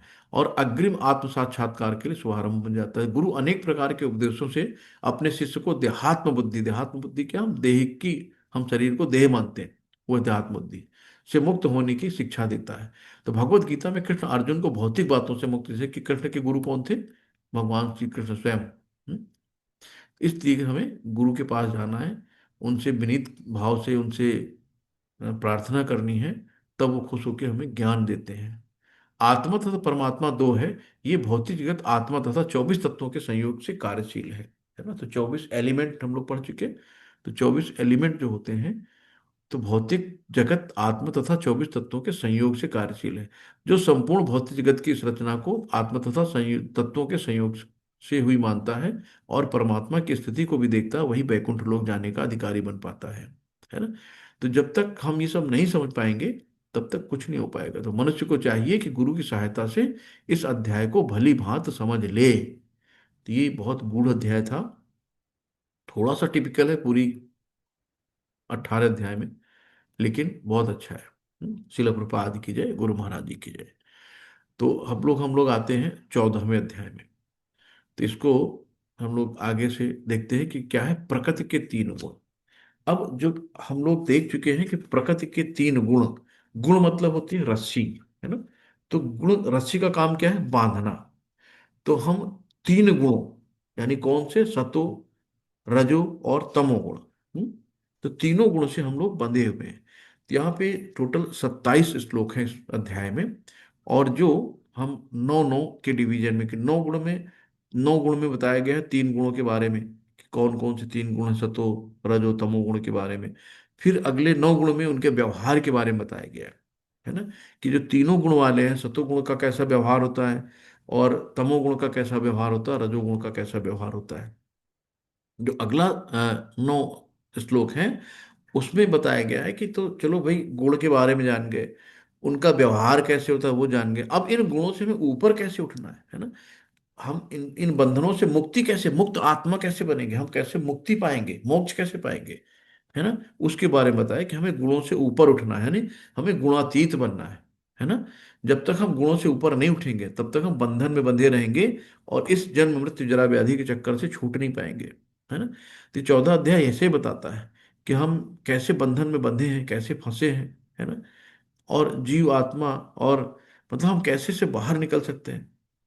तो ये सारी बातें यहाँ पे बताई जाती हैं, हमें गुणों से कैसे ऊपर उठना है। ओम श्री परमात्मने नमः। श्रीमद् भगवद गीता अथ चतुर्दशो अध्याय। तो हमें ये करना है, और आगे सीधे भगवान अपनी कमान संभालते हुए पहले श्लोक से यहाँ पे कहना शुरू करते हैं।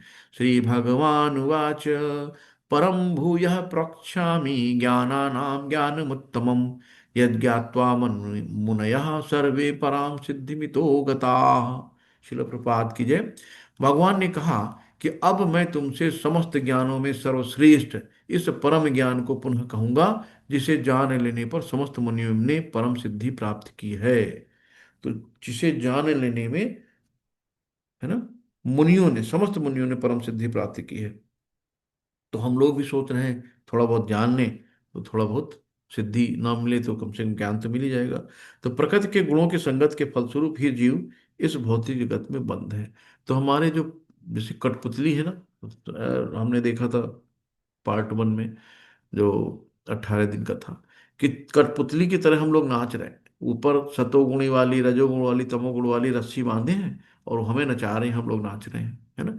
तो इन रस्सी से, जो रस्सी बंधी हुई है, हम बंधे, हमारे हाथ, हमें खोलेगा कौन, जिसके हाथ खुले होंगे वही तो खोलेगा ना। और हाथ किसके खुले होते हैं, जो गुरु होते हैं, है ना, गुरु महाराज जी होते हैं, वो मुक्त आत्माएं होती हैं। तो जब तक गुरु की शरण में नहीं जाएंगे, तो इस रस्सी से हमें कौन खोलेगा, है ना। तो हमें इसीलिए प्रमाणिक गुरु की शरण में जाना होता है, और उनसे प्रार्थना करनी होती है, उनसे ज्ञान लेना होता है, कि हम इन गुणों से बाहर निकल पाए। इदम ज्ञानमुपाश्रित्य मम साधर्य मांगता सर्वे अपि नोपजायन्ते प्रलयेन व्यवथन्ति च। शिल प्रपात की जय। इस ज्ञान में स्थिर होकर मनुष्य मेरी जैसे दिव्य प्रकृति यानी स्वभाव को प्राप्त करता है। इस प्रकार स्थित हो जाने पर वो ना तो सृष्टि के समर्पण होता है और ना प्रलय के समय विलीन होता है ना। तो जब ये ज्ञान में स्थिर हो गया, यानी ये जो दिव्य प्रकृति स्वभाव को प्राप्त, भगवान के जैसी प्रकृति है वैसी है। जब आप भगवान के यहाँ जाते हैं ना, गोलोक वृंदावन धाम में, तो भगवान की जैसी आपको सूरत, भगवान की जैसे रख रखाव, पहनावा, वस्त्र सब मिलते हैं। सिर्फ उनका जो माला होती है, कौस्तुभ मणि होती है, उतना अंतर होता है ना। तो भगवान कहते हैं ना कि मेरे स्वभाव को प्राप्त करते हो, जैसे भगवान वैसे होते हो, तो वैसे टोटल एंजॉय है ना सब कुछ। तो आप सोचो कि हमें कितने सरल, हम कलयुग में पैदा हुए, सिर्फ हमें 16 माला और 4 नियमों का पालन करना है और सीधे यहां से निकल लेना है। हमें हजारों साल तपस्या नहीं करनी है, हठ योग नहीं करना है ना, कुछ नहीं करना है। तो कितनी सरल है भक्ति। और ये भी नहीं कर पाए तो फिर अगला जन्म क्या होगा भगवान जाने। कुत्ता बने, बिल्ली बने, फिर 84 लाख की दलदल में फंसेंगे। फिर कब भगवान की कृपा होगी, फिर कब मनुष्य जन्म मिलेगा, फिर कब हमें मोक्ष मिलेगा, पता नहीं है ना। तो एक मौका मिला है, इस मौके को खा पी सो के बच्चा पैदा करके मत खाओ गंवाओ, है ना। इसको समझो, इसको कि हमें जो समय मिला है, जो समय बीत गया हम ला नहीं सकते हैं, लेकिन अब जो समय बचा है, कितना बचा नहीं पता, है ना। इतना पता है कि हाँ एक ऑप्टिमम औसत आयु जो है 65 से 70 साल है। तो किसी की 50 है, किसी की 60 है, किसी की 40 20 जो भी होगी, है ना। तो आप सोचो कितना 10 5 साल बचा हुआ है। ये जो बचा इसको निभा लो, है ना। इसमें हम सोना बंद करें, जितना सोना 6 घंटे बहुत है ना। बाकी में हम भगवान की भक्ति करें, अपने कार्य को निपटाते हुए, अपने पारिवारिक दायित्व को पूरा करते हुए भगवान को हर जगह सेंटर में रखें। 24 घंटे हमारे दिमाग में भगवान का नाम रहना चाहिए। तो भगवान का नाम, गुण, लीलाएं स्वयं भगवान हैं, कोई अंतर नहीं उनमें, है ना। तो इस तरीके से हमें ध्यान करना है, तभी हम कुछ कर, मतलब भला हो पाएगा, नहीं तो कुछ नहीं होना है। तो ये है। तो यहाँ पे ये कहा गया कि प्रकृति के 3 गुणों से निकलने का ज्ञान ही, है ना, जब तक नहीं होगा तब तक आप भगवान की जैसी चीजें नहीं प्राप्त कर सकते, उनके स्वभाव को प्राप्त नहीं कर सकते। तो जैसे ये कलयुग का जब प्रभाव आया तो राजा परीक्षित जैसे लोगों की मति खत्म खराब हो गई कि उन्होंने एक मरा हुआ सांप एक ब्राह्मण के गले में डाल दिया, है ना। तो ये है। लेकिन क्या हुआ कि धीरे धीरे जब उनको पता चला, उस चीज का एहसास हुआ, तो उन्होंने श्रवण किया, सुना केवल। तो सिर्फ सुनने से यानी कि बहुत उन्होंने बहुत पुराण उराण शास्त्र लेके आए, पढ़ाई पढ़ाई शुरू कर दी, 7 दिन में कर ही नहीं सकते थे। तो उन्होंने केवल बैठ के सुना और सीधे भगवत धाम गए, है ना। तो श्रवण इतनी अच्छी चीज है। तो आपका सुनना है, और भगवान का स्वभाव क्या है, सत चित आनंद है, दिव्य है। तो इसलिए हमें सच्चिदानंद अनादिनाद गोविंदम। तो ये है। तो आध्यात्मिक जगत चिन्मय आकाश भी कहलाता है। तो मनुष्य को आध्यात्मिक रूप प्राप्त होता है, सब बताया गया यहाँ पे, है ना। अगर ध्यान से पढ़ेंगे कि जब कोई व्यक्ति इस दिव्य ज्ञान को प्राप्त होता है तो परम पुरुष के समकक्ष पद पर पहुंच जाता है। जिन लोगों को चिन्मय आकाश का ज्ञान नहीं, यानी आध्यात्मिक आकाश का ज्ञान नहीं है, वे मानते हैं कि भौतिक स्वरूप के कार्यकलापों से मुक्त होने पर आध्यात्मिक पहचान बिना किसी विविधता के निराकार हो जाती है। लेकिन जिस प्रकार इस संसार में विविधता है, उसी प्रकार आध्यात्मिक जगत में भी है। जो लोग इससे परिचित नहीं है वो सोचते हैं कि आध्यात्मिक जगत यानी चिन्मय जगत इस भौतिक जगत की विविध से उल्टा है। लेकिन वास्तव में होता यह है कि आध्यात्मिक जगत जो है चिन्मय आकाश में मनुष्य को आध्यात्मिक रूप प्राप्त होता है ना। वहां भी आप एकदम आध्यात्मिक मतलब भगवान जैसे रूप, वहां के सारे कार्यकलाप आध्यात्मिक होते हैं, और ये आध्यात्मिक स्थिति भक्तिमय जीवन कहलाती है। वहां पे हम भगवान की सेवा के लिए जाते हैं, वहां भी हमें सेवा ही करनी है ना। इसलिए हमें जब भी भगवान के सामने जाओ तो उनसे कुछ भी नहीं मांगना, सिर्फ मांगना भगवान आप अपनी सेवा दो। तो यहाँ कोई प्रदूषण नहीं होता ना, अदूषित होती, यहाँ पर व्यक्ति गुणों की दृष्टि से परमेश्वर के समकक्ष होता है। ऐसा ज्ञान प्राप्त करने के लिए मनुष्य को समस्त आध्यात्मिक गुण उत्पन्न करने होते हैं। जो इस प्रकार से आध्यात्मिक गुण उत्पन्न कर लेता है वो भौतिक जगत के सृजन या उसे विनाश से प्रभावित नहीं होता है। फिर पुनरप जननम पुनरप मरणम नहीं होता है। ये जन्म मृत्यु जरा व्याधि से छुट्टी मिल जाती है। एक बार पहुंच गए भगवत धाम, फिर लौट के नहीं आना है।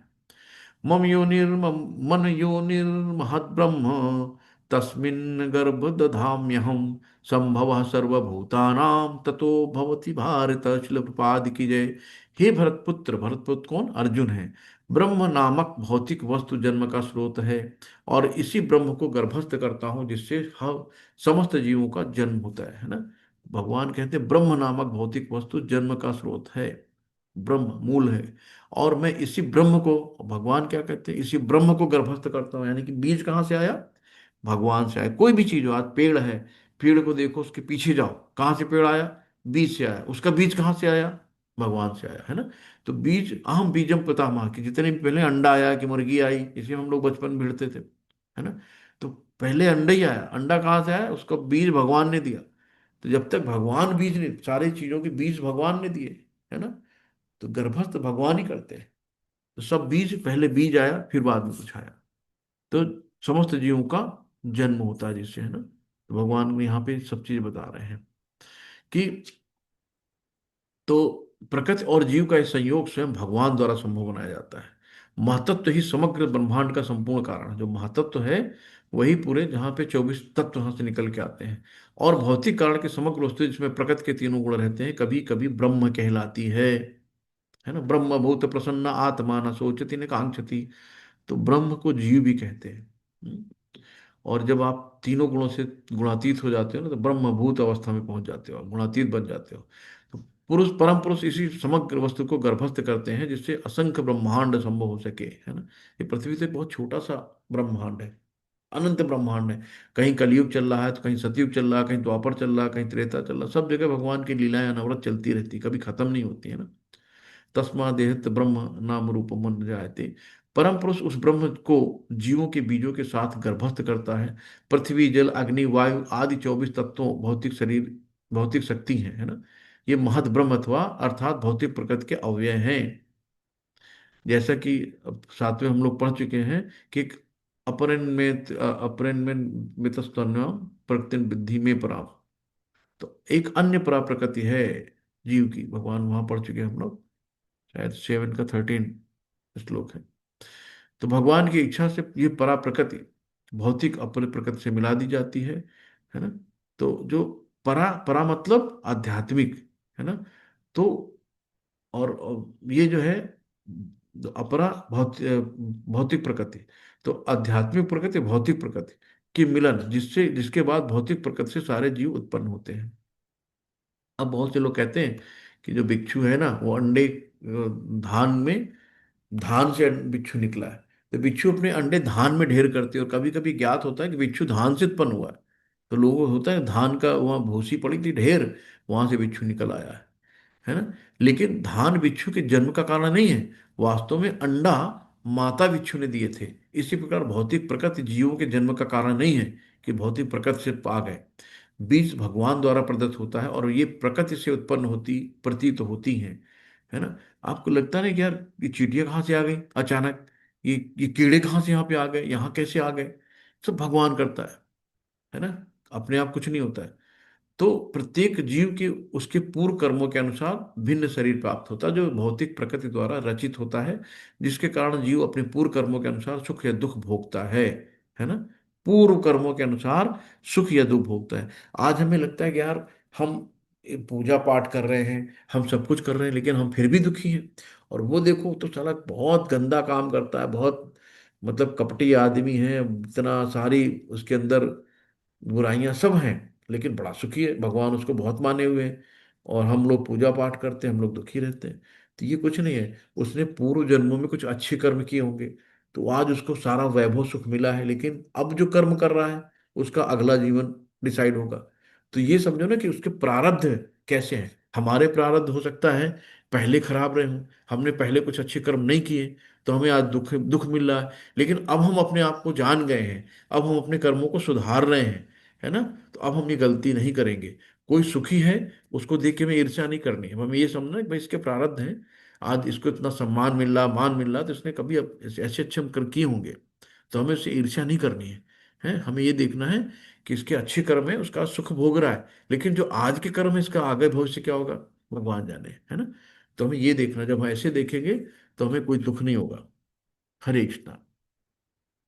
सर्वयोनिषि कौन्तेय मूर्तयः सम्भवन्ति यः तासाम ब्रह्म हृदयो हाँ अहम बीज प्रदा पिता। यहाँ आ गया देखो कि सर्वयोनिषि कौन्तेय मूर्तयः सम्भवन्ति यः तासाम ब्रह्म महद योनि अहम बीज प्रदा पिता।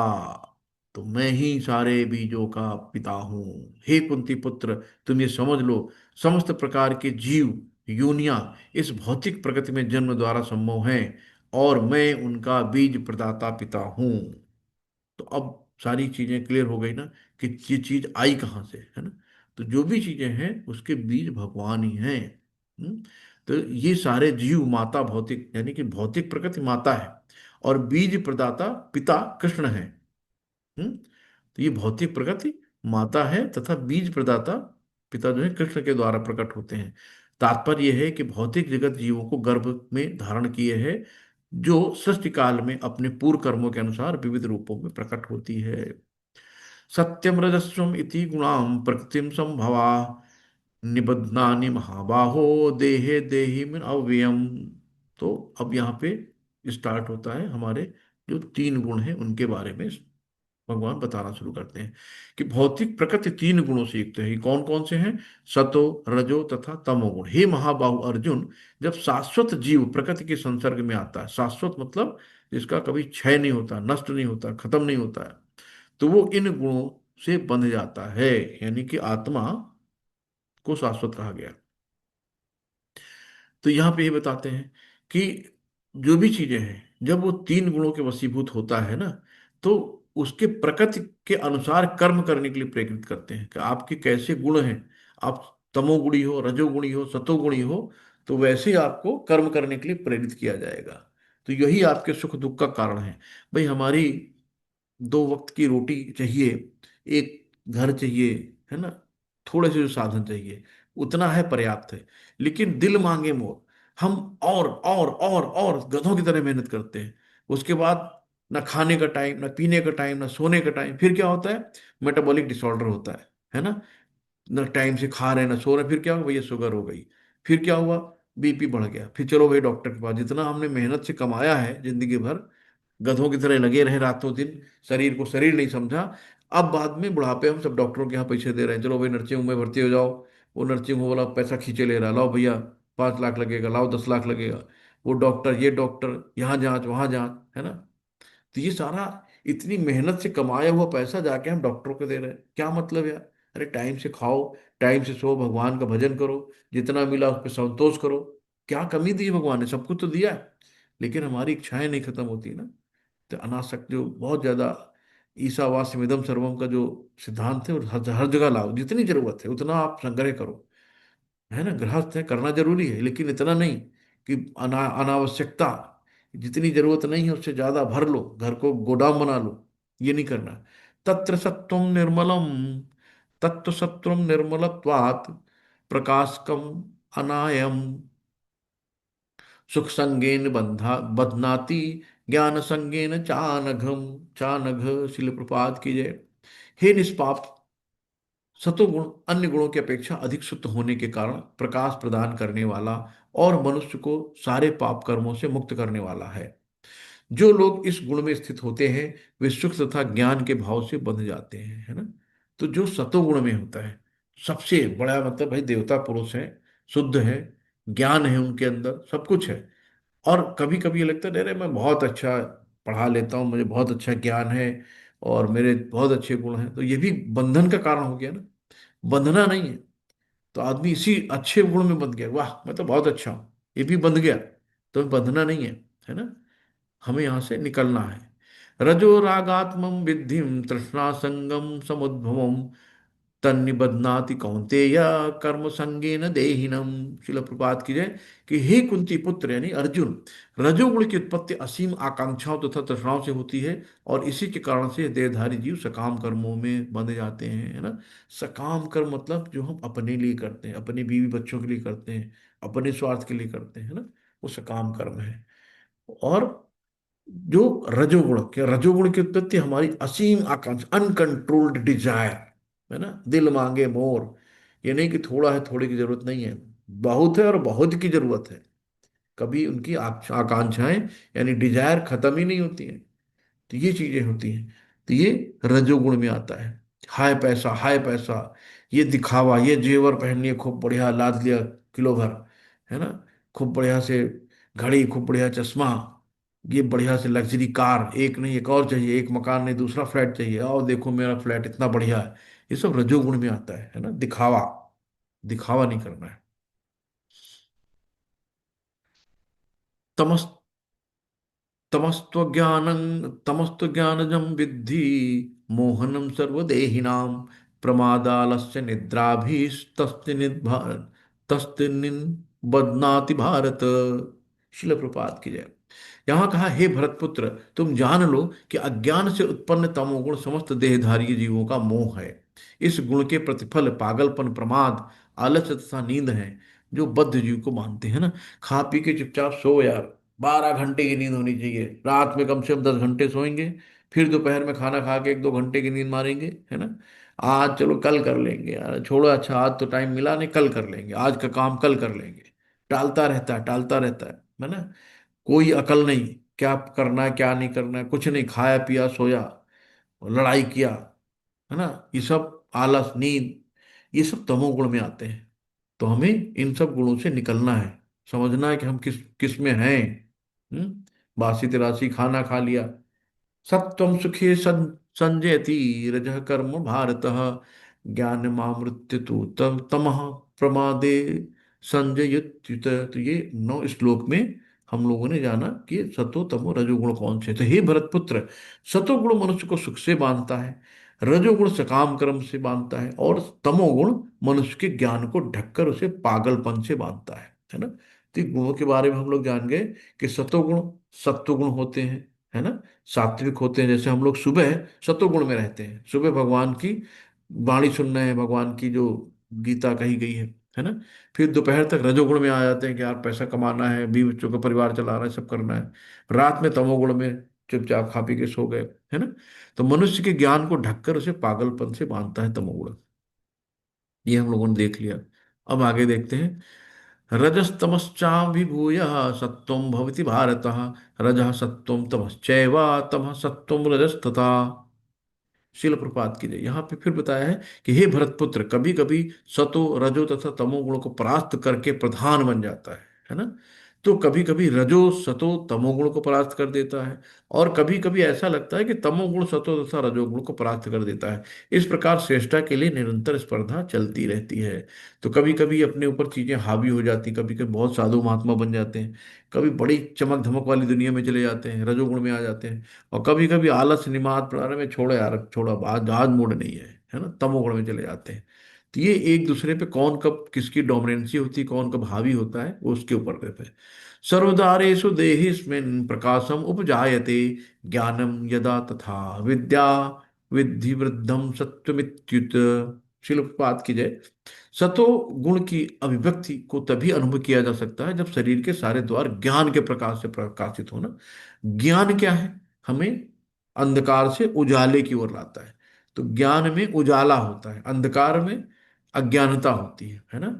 तो ये चीजें हैं। तो हमें क्या है कि जब शरीर सारे ज्ञान के प्रकाश से प्रकाशित होता है ना, तो जब ज्ञान के प्रकाश से प्रकाशित होता है तो हम लोग सतोगुण में रहते हैं। और 9 द्वार बताए गए हैं। 9 द्वार कौन कौन से? 2 आंखें जिनसे हम देखते हैं, 2 कान, 2 नथुने, मुंह, गुदा तथा उपस्थ। ये सारे 9 द्वार जो है एकदम खुले होने चाहिए, है ना, सब प्रकाशमान हो जाए।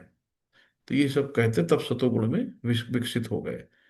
तो ये है कि यानी कि इन गुणों में कंफ्यूजन नहीं होना है। जो सब है ना कि 2 आंख से हमें अच्छे से दिख रहा है, साफ साफ बढ़िया लग रहा है, 2 कान से सुनाई दे रहा है, यानी बहरे हो गए क्या सुनेंगे, है ना। 2 नथुने आराम से नाक सूंघने के लिए है, कि कभी कभी कहें डॉक्टर साहब स्वाद भी चला गया, ना महक भी नहीं आ रही, कुछ भी नहीं आ रहा है ना। गुदा आराम से कह रहे डॉक्टर साहब 4 दिन से पोटिया नहीं हुई, कब्ज हो गया, गैस बन रही है, फलाना खट्टी डकारा एसिडिटी बन रही है, उपस्थ। तो ये है ना, तो सब चीजें हमारी एकदम प्योर, कहीं कोई मतलब नहीं सब। तो ये सुख होते हैं, प्रत्येक द्वार में सुख के लक्षण दिखते हैं, है ना। तो यही क्या पता लगा कब्ज हो गया तो भी आदमी दुखी है यार, कहीं नहीं यार पेट साफ नहीं है, तो कहाँ सुख मिलेगा। तो जब सब चीजें अपनी नियति, जो 9 द्वार हैं, सब अपना नियत कर्म करेंगे, तो हमें सुख प्राप्त होता है, और यही स्थिति सतोगुण की है। लोभ प्रवृत्तिरांभ कर्म कर्माणामसम स्पृहा रजस्येतानि जायन्ते विवृद्धे भरतर्षभा। शिल प्रभात की जय। हे भरतवंशियों में प्रमुख, जब रजोगुण में वृद्धि हो जाती है तो अत्यधिक आसक्ति, सकाम कर्म, गहन उद्यम तथा अनियंत्रित इच्छाएं तथा लालसाओं के लक्षण प्रकट होते हैं ना। दिल मांगे मोर, ये है। एक मकान बनवाया तो और बनवा ले, अरे उसने पड़ोसी ने गाड़ी ली, उससे बढ़िया वाली गाड़ी लेंगे। अभी मेरे पास ये वाला हार नहीं है, शादी में गए थे, ये वाला एक बार पहन चुके हैं, अब दोबारा फोटो कैसे खिंचवा लें, सबने देख लिया है, अब नया चाहिए, है ना। तो ये साड़ी पहनी थी, अब दोबारा कैसे पहन लें, ये फोटो सब खिंच गई, इंस्टाग्राम और फेसबुक में पड़ चुकी है, अब दोबारा नहीं पहनेंगे, अब दूसरी नहीं लाओ। तो ये सब रजोगुण में आता है। अप्रकाशो प्रवृत्तिश्च प्रमादो मोह एव च तमस्येतानि जायन्ते विवृद्धे कुरु नंदन। तो श्रील प्रपात की जय। भगवान यहाँ कहते हैं कि जब तमोगुण में वृद्धि हो जाती है तो हे कुरुपुत्र यानी अर्जुन, अंधेरा, जड़ता, प्रमद्दता तथा मोह प्रकट होता है। ये तमोगुण के लक्षण आ गए यहाँ पे। यदा सत्वे प्रबद्धे तो प्रलम याति देहभृत ततोदम तदो तदोत्म विदाम लोकान मलान प्रतिपद्यते। शिल प्रपात की जय। जब कोई सतोगुण में मरता है ना, अब देखो, अब यहाँ पे आगे आगे उसके क्या क्या होता है कि जब कोई सतोगुण में मरता है तो क्या होता है, उसे महर्षियों के विशुद्ध उच्चतर लोकों की प्राप्ति होती है, वो देवलोक चला जाता है सीधे सीधे, है ना। तो वहां पे सतोगुण में जहाँ पे कोई अशुद्धियां नहीं रहती, सब शुद्ध रहते हैं, वहां पे जाके उसका अगला जन्म होता है। तो जहाँ पे महर्षि या महान भक्तगण रहते हैं। अब जब कोई रजोगुण में मरता है तो क्या होता है, रजस्यम प्रलम गत्वा कर्म संगीषु जायते तथा प्रलीन तस्म तथा प्रलीन तमसी मूढ़यो निषु जायते। श्रील प्रपात की जय। अब यहाँ पे बता रहे हैं कि जब कोई रजोगुण में मरता है ना, तो वो सकाम कर्मियों के बीच जन्म ग्रहण करता है, और जब कोई तमोगुण में मरता है तो वो पश योनि में जन्म लेता है। तो तमोगुण वाले निम्न योनि में चले जाते हैं, पश योनि में। रजोगुण वाला सकाम कर्मी हो, जहाँ बहुत काम काज, बस करे रहो, गधों की तरह लगे रहो, बस ये और मतलब एक कंपटीशन बीट किया, फिर दूसरा किया, फिर तीसरा किया, अभी इच्छाएं भरी नहीं रही है, तो ऐसी जगह जन्म लेता है। तो हमें अपने आप को देखना है कि हम लोग किस गुण में हैं। कर्मणः सुकृतस्याहु सात्विकम निर्मलम फलम रजसस्तु फलम दुखम ज्ञानम तमसः फलम। शिल प्रपात की जय। पुण्य कर्म का फल शुद्ध होता है और सात्विक कहलाता है ना, जो पुण्य कर्म है ना। आज हम पुण्य कर्म कर रहे हैं, जाके जाड़े में कंबल बांटा है, जाके कहीं किसी को खिलाए, कहीं हमने आश्रम खुलवा दिया, कहीं धर्मार्थ चिकित्सालय खुलवा दी, सब पुण्य कर्म होते हैं, इनका फल शुद्ध होता है और सात्विक कहलाता है। लेकिन रजोगुण में संपन्न कर्म का फल दुख होता है, जो रजोगुण में कर्म किया जाता है। और तमोगुण गुण में किए गए कर्म मूर्खता में प्रतिफल होते हैं। तो तमोगुणी मूर्ख लोगों में बहुत सी जो चीजें होती है तमोगुणी में आती हैं। तो यहाँ पे नमो ब्रह्मणाय देवाय गो ब्राह्मण हिताय च जगद्धिताय कृष्णाय गोविंदाय नमो नमः। यहाँ कहते हैं, हे प्रभु आप गायों तथा ब्राह्मणों के हितैषी हैं, नमो ब्रह्मणाय देवाय, है ना। आप समस्त मानव समाज तथा विश्व के हितैषी हैं। तो ये हम जब भोग भी लगाते हैं ना, भोग प्रार्थना में भी आता है। तो जब भी आप कुछ भी खाओ, भगवान को भोग लगा के खाओ। अगर भगवान को भोग नहीं लगाते तो हम लोग पाप खाते हैं, हम लोग पढ़ चुके हैं ना। तो तात्पर्य यह है कि प्रार्थना में गायों तथा ब्राह्मणों की रक्षा का विशेष उल्लेख है। ब्राह्मण आध्यात्मिक शिक्षा के प्रतीक हैं और गाय महत्वपूर्ण भोजन की। अतएव इन दोनों जीवों यानी ब्राह्मण तथा गायों को पूरी सुरक्षा प्रदान की जानी चाहिए। यही सभ्यता की वास्तविक प्रगति है। और आधुनिक जगत में आध्यात्मिक ज्ञान की उपेक्षा की जाती है और गोवध को प्रोत्साहित किया जाता है। जो आजकल देख लो, बड़ा स्लॉटर हाउस वगैरह पड़े हैं सब ना, तो सब चीजों का नहीं करना है। सत्वात् सज्जायते ज्ञानम रजसो लोभ एव च प्रमादे मोहौ तमसो भवतो ज्ञानमेव च। शिल प्रपाद की जय। सतोगुण में से वास्तविक ज्ञान उत्पन्न होता है, रजोगुण से लोभ उत्पन्न होता है, और तमोगुण से अज्ञान, प्रमाद और मोह उत्पन्न होता है। तो हमें क्या करना है कि हमें इन सब चीजों से निकलना है, चाहे वो सतोगुण हो, चाहे रजोगुण हो, चाहे तमोगुण हो, सब बंधन का कारण है। तो हमें ज्ञान बहुत हो गया, वो भी हमारा एक बंधन हो गया, है ना। लोभ लालच भाव आ गई, वो भी एक बंधन है। और अज्ञानता प्रमाद मोह, वो भी बंधन का कारण। तो हमें इन सब बंधनों से पार जाना है, बाहर निकलना है। ऊर्ध्व गच्छन्ति सत्त्वस्था मध्ये तिष्ठन्ति राजसा जघन्य गुण व्यवस्थिता अधो गच्छन्ति तामसः। अब भगवान यहां बता रहे हैं कि सतोगुण व्यक्ति क्रमशः उच्च लोकों को ऊपर जाते हैं। जो सतोगुण है, देवतुल्य आत्मा है, देवलोक तक जाते हैं। रजोगुणी इसी पृथ्वी में रह जाते हैं, क्योंकि उनकी इच्छाएं पूरी हुई नहीं, अनकंट्रोल्ड डिजायर थी कि कभी इच्छाओं की पूर्ति हो नहीं पाई। तो भगवान ने कहा ठीक भैया, अभी तुम वहीं रहो, जो तुम्हारी बाकी इच्छाएं रह गई उनको पूरा करो। है।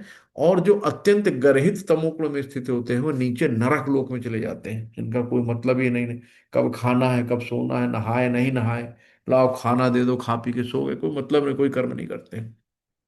तो ऐसे लोग निम्न लोक में जाते हैं, है ना, पशु बन जाते हैं तमोगुणी वाले। नान्यम गुणेभ्य कर्तारम यथा दृष्टानुपश्यति गुणेश्च परम वेत्ति मद्भावम सोदिगच्छति। शिल प्रपाद की जय। जब कोई ये अच्छी तरह जान लेता है कि समस्त कार्यों में प्रकृति के तीन गुणों के अतिरिक्त अन्य कोई कर्ता नहीं है, तो परमेश्वर को जान लेता है, और जो इन तीनों गुणों से परे है, और वे मेरे दिव्य स्वभाव को प्राप्त करता है। तो भगवान यहाँ सीधे सीधे सीधे बता रहे हैं कि कैसे, मतलब कि हमें गुरु के पास जाना है, गुरु ही हमें वास्तविक बताएंगे। जैसे वास्तविक गुरु कृष्ण है, तो सबसे आदि गुरु कौन है? सबसे पहले तो कृष्ण भगवान ने ज्ञान दिया ना, किसको? अर्जुन को, है ना। अर्जुन के माध्यम से फिर धीरे धीरे और नीचे नीचे आता गया। तो ये है। तो उन्हीं से प्रकृति के तीनों गुणों के कार्यों के इस ज्ञान को सीखना होता है, किससे? गुरु से। अन्यथा मनुष्य का जीवन कुमार्ग में चला जाता है। प्रमाणिक गुरु के उपदेश से जीव अपनी आध्यात्मिक स्थिति तथा अपने भौतिक शरीर, अपनी इंद्रिय तथा अपनी प्रकृति के गुणों में बद्धावस्था होने में जान सकता है।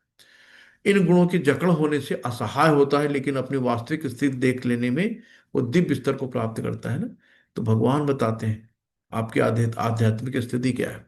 तो जीवन में आध्यात्मिक, जिसमें आध्यात्मिक जीवन के लिए अवकाश होता है, वस्तुतः जीव विभिन्न कर्मों का कर्ता नहीं होता है, उसे बद्ध होकर कर्म करना पड़ता है, क्योंकि वो विशेष प्रकार के शरीर में स्थिति है।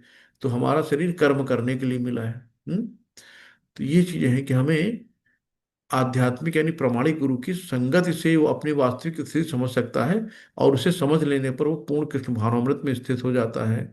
कृष्ण भावना भावित व्यक्ति कभी भी प्रकृति के गुणों के चमत्कार से नियंत्रित नहीं होता। हम्म, कि बहुत से जो लोग होते हैं ना, कि हाँ पानी पे चलने लगे, उन्होंने देखो आग जला दी, है ना। तो एक बार प्रभुपाद जी कुंभ नहाने गए, तो वहां देखा कि वो पानी पे एक ऋषि मुनि चल रहे थे। तो इतनी भीड़ लगी थी, इतनी फोटो खींची जा रही थी, इतना मार वाहवाही हो रही थी। प्रभुपाद जिनका तो पागल है ना, कि इतना इतना अब कीमती समय इसने केवल एक सिद्धि पाने में बिता दिया है। मतलब कितने साल लगे होंगे सिद्धि प्राप्त करने में, और सब सिद्धि में क्या हुआ? वाह वाह वाह वाह, क्या बात है, क्या बात है भाई, बहुत बहुत। वाहवाही में पड़ गया, रजोगुण में पड़ गया ना। तो बंध गया रजोगुण में, कि वाहवाही में पड़ गया। तो ये नहीं, जीवन हमें किसी चीजों में बंधने के लिए नहीं मिला है, हमें मुक्त होने के लिए मिला है। तो हमें इन बंधनों से मुक्ति पानी है। तो हमें प्रमाणिक गुरु की शरण में जाना है, जो मुक्त आत्माएं हैं, जो हमें इन बंधन से छुटकारा दिला सकते हैं।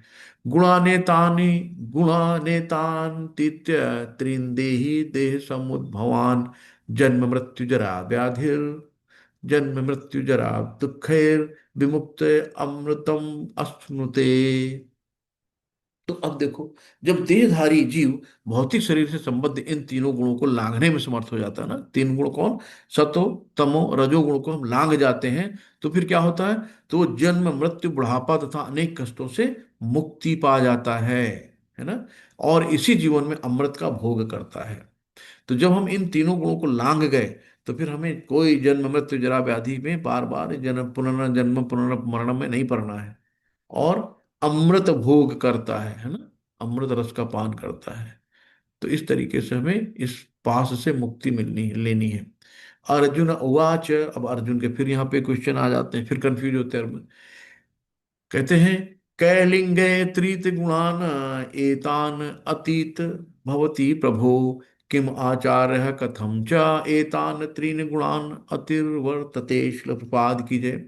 अर्जुन ने पूछा, हे भगवान, जो इन तीनों गुणों से परे है ना, यानी तीनों गुणों को लाग गया है, गुणातीत बन गया है, वो किन लक्षणों के द्वारा जाना जाता है, उसका आचरण कैसा होता है, और वो प्रकृति के गुणों को किस प्रकार लांघता है। भगवान से पूछ रहे हैं कि अगर ये तीनों गुणों से परा व्यक्ति कैसा होगा, उसको हम कैसे पहचान सकेंगे वो तीन गुणों से परे यानी गुणातीत है, और उसका आचरण कैसा होता है, और वो कैसे लांघता है। तो भगवान से अर्जुन ने तीनों क्वेश्चन अलग अलग कर दिए।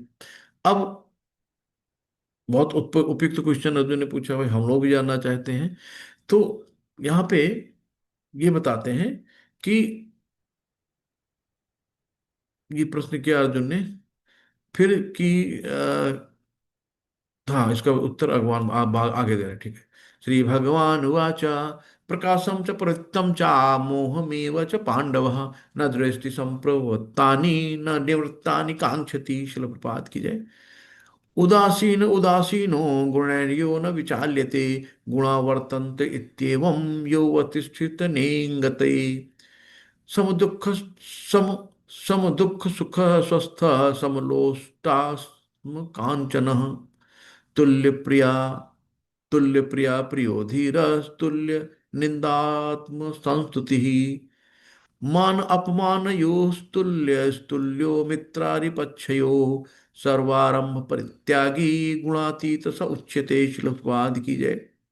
अब यहाँ भगवान सब चीजें बता रहे हैं कि हे पांडुपुत्र, जो प्रकाश, आसक्ति तथा मोह के उपस्थिति होने पर ना तो उससे घृणा करता है और ना लुप्त होता है, ना लुप्त हो जाने की इच्छा करता है, जो भौतिक गुणों की इन समस्त प्रतिक्रियाओं से निश्चल तथा अविचलित है, और यह जानकर कि केवल गुण ही क्रियाशील हैं, उदासीन तथा दिव्य बना रहता है, जो अपने आप में स्थित और सुख दुख को एक समान मानता है, जो मिट्टी के ढेले, पत्थर एवं स्वर्ण के टुकड़े को समान दृष्टि से देखता है, जो अनुकूल तथा प्रतिकूल के प्रति समान भाव बना रहता है, जो धीर है, और जो प्रशंसा तथा बुराई, मान तथा अपमान में समभाव यानी समान भाव से रहता है, जो शत्रु तथा मित्र के साथ समान व्यवहार करता है ना, मित्र शत्रु में कोई अंतर नहीं रखता, जिसने सारे भौतिक कार्यों का परित्याग कर दिया है, ऐसे व्यक्ति को प्रकृति के गुणों से अतीत कहते हैं।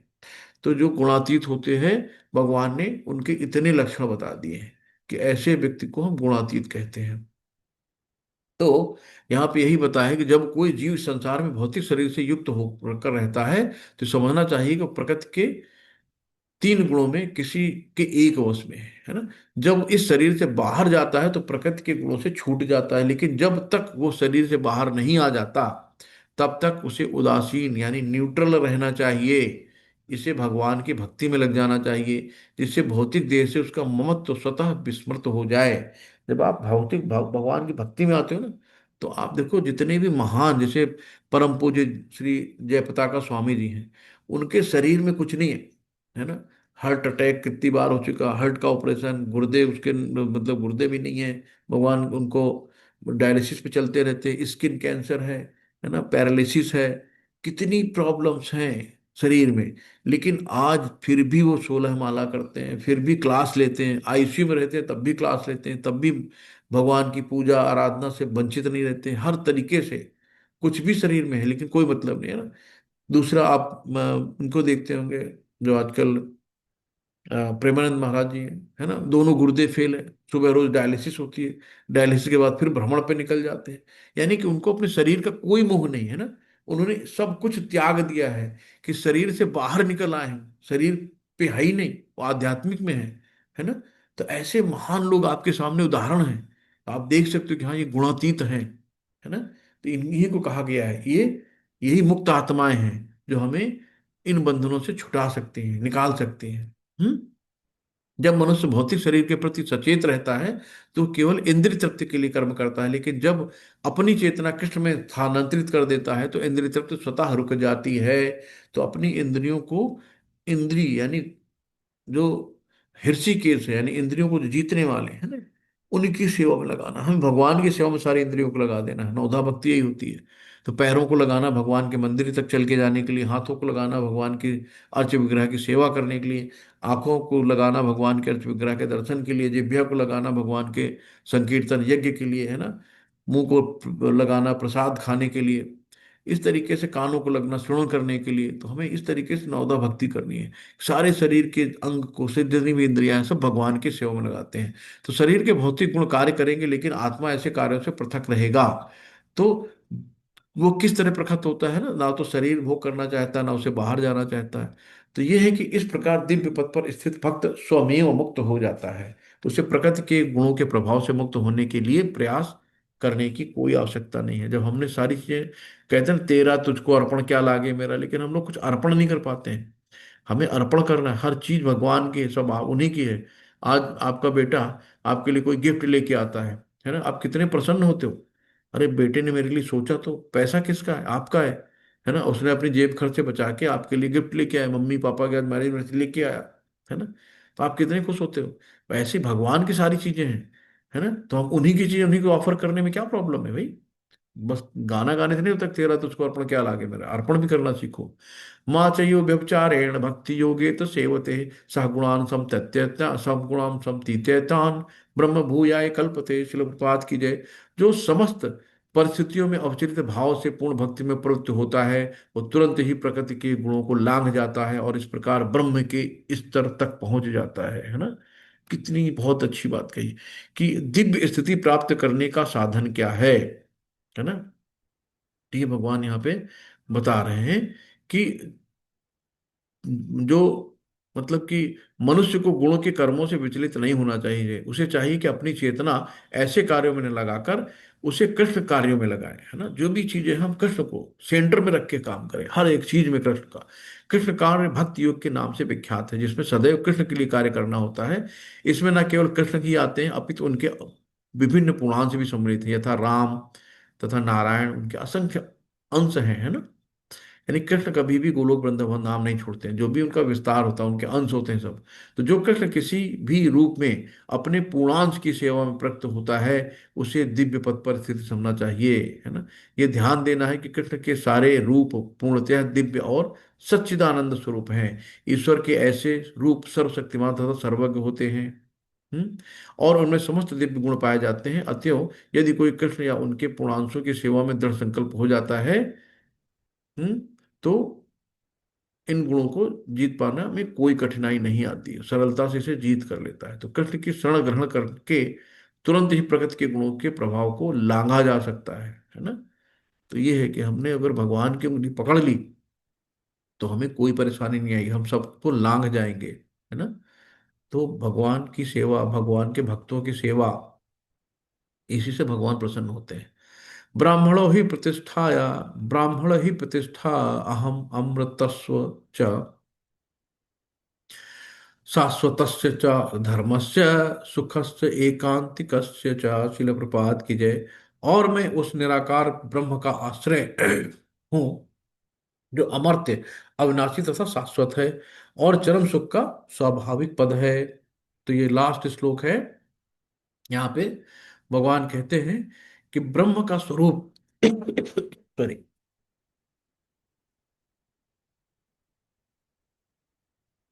यहाँ पे ब्रह्म का स्वरूप जो है अमरता, यानी जो जिसका कभी नाश नहीं होता, अविनाशी, शाश्वत तथा सुख, है ना। ब्रह्म तो दिव्य साक्षात्कार का शुभारंभ है। परमात्मा इस दिव्य साक्षात्कार की मध्य द्वितीय अवस्था है और भगवान परम सत्य के चरम साक्षात्कार हैं। अतएव परमात्मा तथा निराकार ब्रह्म दोनों ही परम पुरुष के भीतर रहते हैं। तो आत्मा और परमात्मा साथ निवास करती हैं, कहाँ, हृदय में। तो ये चीजें बताई जा चुकी हैं, सब चीजों को परा और अपरा प्रकृति, है ना। ये भी बताया कि प्रकृति जो है को भगवान गर्भस्थ करते हैं। तो ये सारी चीजें हम लोगों ने देखा। तो इस अवस्था में ब्रह्मभूत व्यक्ति, यानी ब्रह्मभूत प्रसन्न आत्मा सोचती न कांक्षती, है ना। जब वो तीनों लोग गुणों से पार हो जाता है, तो ब्रह्मभूत अवस्था में पहुंचता है। तो ब्रह्मभूत व्यक्ति भौतिक पद को पार कर जाता है, लेकिन ब्रह्म साक्षात्कार में पूर्णता प्राप्त नहीं कर पाता। यदि वो चाहे तो इस ब्रह्म पद पर बना रह सकता है और धीरे धीरे परमात्मा के साक्षात्कार को और फिर भगवान के साक्षात्कार को प्राप्त कर सकते हैं, है ना। हम लोगों ने भी जाना कि परमात्मा यानी ब्रह्म ज्योति, परमात्मा और भगवान, तीन चरणों में हम लोग देखते हैं।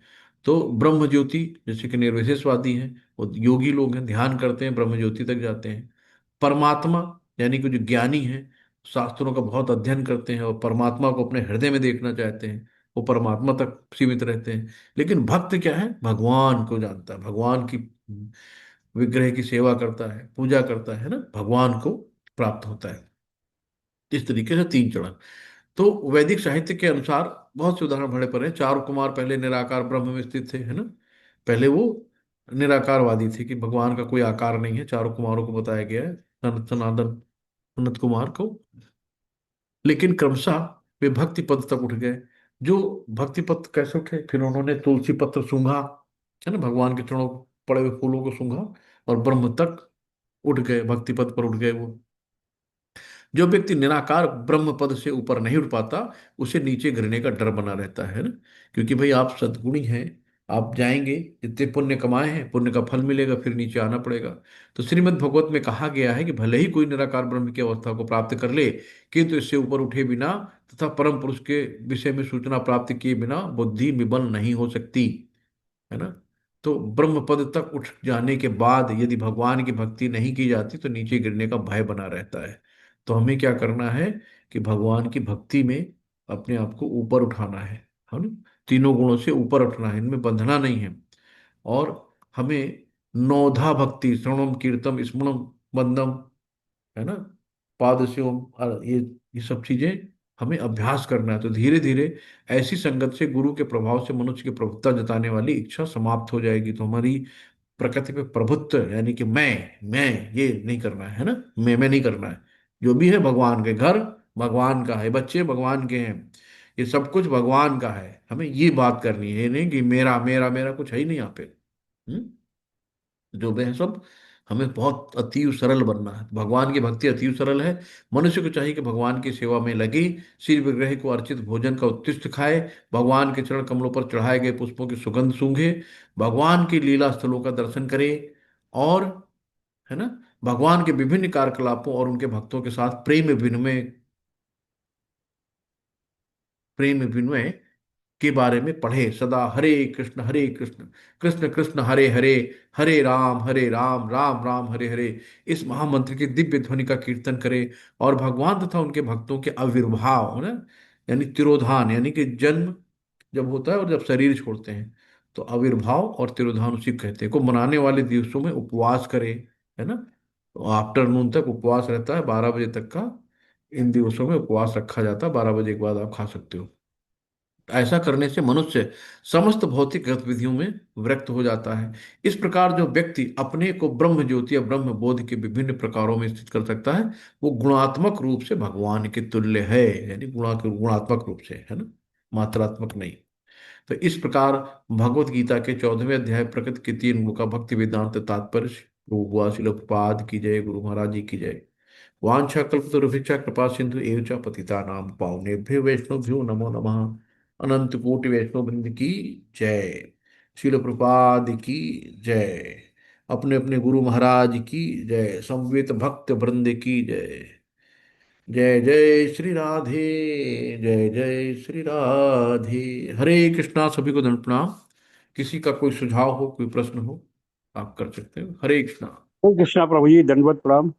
हरे कृष्णा। कैसा लगा चैप्टर प्रभु जी? बहुत अच्छा आपका, हरे कृष्ण। ज्ञानवर्धक, हरे कृष्णा प्रभु जी। बस हम लोग तो बहुत जो शक्ति जी ने मिली। लिखा है बस वही पढ़ के सुना देते हैं अरे अपना। नहीं प्रभु जी, आपका यहाँ जो है। हरे कृष्णा, हरे कृष्णा। तो किसी का कोई क्वेश्चन है? माता जी कोई और सूचना देनी हो तो? नहीं प्रभु जी, कुछ नहीं, बस क्विज के लिए बोलना कि सब लोग क्विज कीजिए, क्योंकि थर्ड लेवल में जाना आप लोगों को। जिन्होंने नहीं की वो स्टार्ट कर दीजिए, और जिन्होंने कर रहे हैं जो लगातार, वो अच्छी बात है ना। क्योंकि थर्ड लेवल जैसे फर्स्ट और सेकंड लेवल तो एक ही लिंक पे ज्वाइन किया आप लोगों ने, लेकिन थर्ड लेवल के लिए अलग ग्रुप ज्वाइन करना पड़ेगा, तो इसलिए उसके लिए अलग ग्रुप आएगा। तो आप लोग सोचे कि अगला कर लेंगे, अभी नहीं करें, तो आप साथ साथ करते जाइए, बहुत ज्यादा सही रहेगा। आपको अच्छे से समझ में आएगा, अच्छे से कर पाएंगे, और इकट्ठा हो जाएगा थोड़ा। फिर आप लोगों को देखिए, क्योंकि इसमें लिखना होगा इस क्विज में तो आपको। तो बस यही है प्रभु जी कि सब लोग क्विज कीजिए। हाँ, हरे बस कृष्ण। 10 क्वेश्चन होते हैं और रोज का काम अगर रोज कर लिया जाए, है ना, तो रोज का काम जब रोज कर लेते हैं तो फिर हमारे ऊपर बर्डन नहीं आता। जैसे रोज के कपड़े रोज धुल डाले तो ठीक है, अगर एक हफ्ते का इकट्ठा हो गया ना तो फिर कहाँ से करें क्या करें। अब बहुत चैप्टर इकट्ठा हो जाते हैं ना तो फिर लगता है कैसे करें, टाइम कम है। रोज का काम रोज कर लो, है ना। तो धीरे धीरे हम लोग क्या है, आगे बढ़ जाएंगे। और कितना आप सौभाग्यशाली हैं कि सब कुछ घर बैठे भगवान ने आपकी व्यवस्था कर दी है ना। बिल्कुल जी। थोड़ा सा कर्म करना होगा, ठीक है। बहुत बहुत सही। हरे कृष्णा, हरे काम सब। कृष्ण प्रभु जी। हरे कृष्णा जी, माता जी, हरे कृष्णा। प्रभु जी, जो आप बता रहे हैं कि हम लोग गुणात्मक रूप में ईश्वर जैसे ही है, लेकिन संख्या कम है हमारी, तो गुणात्मक मतलब कैसे है, कौन से गुण है? गुण माता जी, जो 6 गुण हैं भगवान के, 6 ऐश्वर्य लोगों ने पढ़े हैं ना, कि वो अत्यंत जी। बहुत समृद्ध हैं, ऐश्वर्य है उनके अंदर। तो आप देखो किसी बहुत खूबसूरत व्यक्ति को देख लो अगर आप, है ना, तो लगता है ना बहुत खूबसूरत, तो समझो भगवान का एक अंश है। तो बहुत पैसे वाले बहुत वैभवशाली व्यक्ति को देखो जिसके पास अपार धन है ना, जो वर्ल्ड में सबसे नंबर 1 वाले पैसे वाला, उसको भगवान का एक अंश है, चुंटी मात्र का है ना। बहुत किसी बॉडी बिल्डर को देख लो बहुत ताकतवर है, तो समझ लो भगवान का एक अंश है वो, है ना। तो ये गुणात्मक होते हैं। तो ये जो गुण है भगवान के 6 गुण, वो गुण हम में सब में होते हैं। तो किसी में किसी की मात्रा ज्यादा होती है और किसी में किसी की कम होती है ना। तो ये गुणात्मक रूप होता है माता जी। और मात्रात्मक, मात्रा मतलब मात्रा, एक समुद्र है, जी हाँ, समुद्र की मात्रा, मात्रा तो कम होती है। है ना, एक बूंद है। तो दोनों में गुण तो एक है ना। 24 कैरेट सोने के एक ईंटा ले लो बहुत बड़ा सा, या खान में चली जाओ वहां पे, उसका एक टुकड़ा लेके उसको लैब टेस्टिंग कराओ, तो गुण सेम होगा ना। तो 24 कैरेट उसमें, 24 कैरेट उसमें भी होगा, खान में उसके। वैसे ही माता जी, हम लोग भगवान के एक अंश हैं। तो भगवान के गुण तो होंगे, लेकिन उन गुणों को हमें कैसे तराशना है ये बताया है गीता में, है ना। हमें अगला जन्म कैसे मिलेगा ये भी बताया गया है ना। आपको पता है कि हम अगर अ, भक्ति करते करते बीच में लटक गए, अर्जुन ने पूछा ना, तो क्या होगा, अगली गति क्या होगी। तो भगवान ने बताया ना कि आप अगर कक्षा 4 में हो, यानी चौथे लेवल पे आप नहीं रहे, पूरी भक्ति नहीं हो पाई, तो अगला जन्म आपको उसी लेवल में, यानी चौथे लेवल में जहां से आपने छोड़ा था, उसी घर में होगा, कि जहाँ बचपन से ही आप सुनने लगे। यानी एक तो निश्चित हो गया कि भगवान की भक्ति करके हमें अगला जन्म मनुष्य का मिलने वाला है। गाय भैंस कुत्ती बिल्ली बकरी का सुअर का नहीं मिलना है ना। कि भक्ति जहां से छूटेगी वहीं से हमें भक्ति का मौका मिलेगा। धनाढ़ परिवार में घर मिलेगा, जन्म मिलेगा, और या फिर किसी शुद्ध वैष्णव के यहाँ मिलेगा, है ना। तो ये तो निश्चित हो जाएगा कि हमें अगला जन्म कैसे मिलना। तो गीता पढ़ने से एक तो लाभ ये हो रहा है ना, और हमें क्या करना है उसके लिए, कैसे रहना है, और अगला जन्म ना हो उसके लिए क्या करना है। हम भगवान के यहाँ सीधे भगवान की तरह उनकी लीलाओं में सम्मिलित हो जाए, है ना। सब कुछ भगवान कहते हैं ना कि मेरे स्वभाव को प्राप्त करता है, भगवान जैसे बन जाते हैं। लेकिन पिता पिता ही होता है, बच्चा बच्चे ही होता है, तो हम लोग सेवा वहां भी सेवा ही करेंगे। हरे कृष्णा, किसी का और कोई क्वेश्चन। हरे कृष्ण। हरे कृष्णा माता जी, दंड माता जी। हरे कृष्णा प्रभु जी। हरे कृष्णा।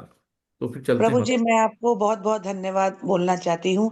आप जी। इतना अच्छा समझाते हैं और हर चीज इतना प्रैक्टिकल लाइफ से अरे जुड़कर समझाते हैं, तो समझने में बहुत ही आसान होता है। और हम्म, माता जी भी पहले थी, सुरेखा माता जी। आप इतना अच्छे तरह से हम लोग को गाइड करते हैं, इसके लिए बहुत बहुत धन्यवाद प्रभु जी। सही हमें बस, गाइड करने के जो लिए हमने बहुत बहुत सीखा धन्यवाद आपका। सुरेखा माता जी से और माता जी ने जो सीखा वही मैं आपको सामने करता हूँ। मैं तो अभी वो सीख रहा हूँ आपके साथ माता जी, कुछ नहीं माता जी। हरे हरे हरे कृष्ण। कृष्ण। धन्यवाद माता जी, हरे कृष्ण। तो फिर हम लोग कल मिलते हैं ना। वांछा कल्पतरुभ्यश्च कृपा सिंधु एवं पतितानां पावनेभ्यो वैष्णवेभ्यो नमः। अनंत कोटि वैष्णव की जय, शिल प्रपात की जय, गुरु महाराज जी की जय। हरे कृष्णा, सभी को दंड प्रणाम। हरे कृष्णा।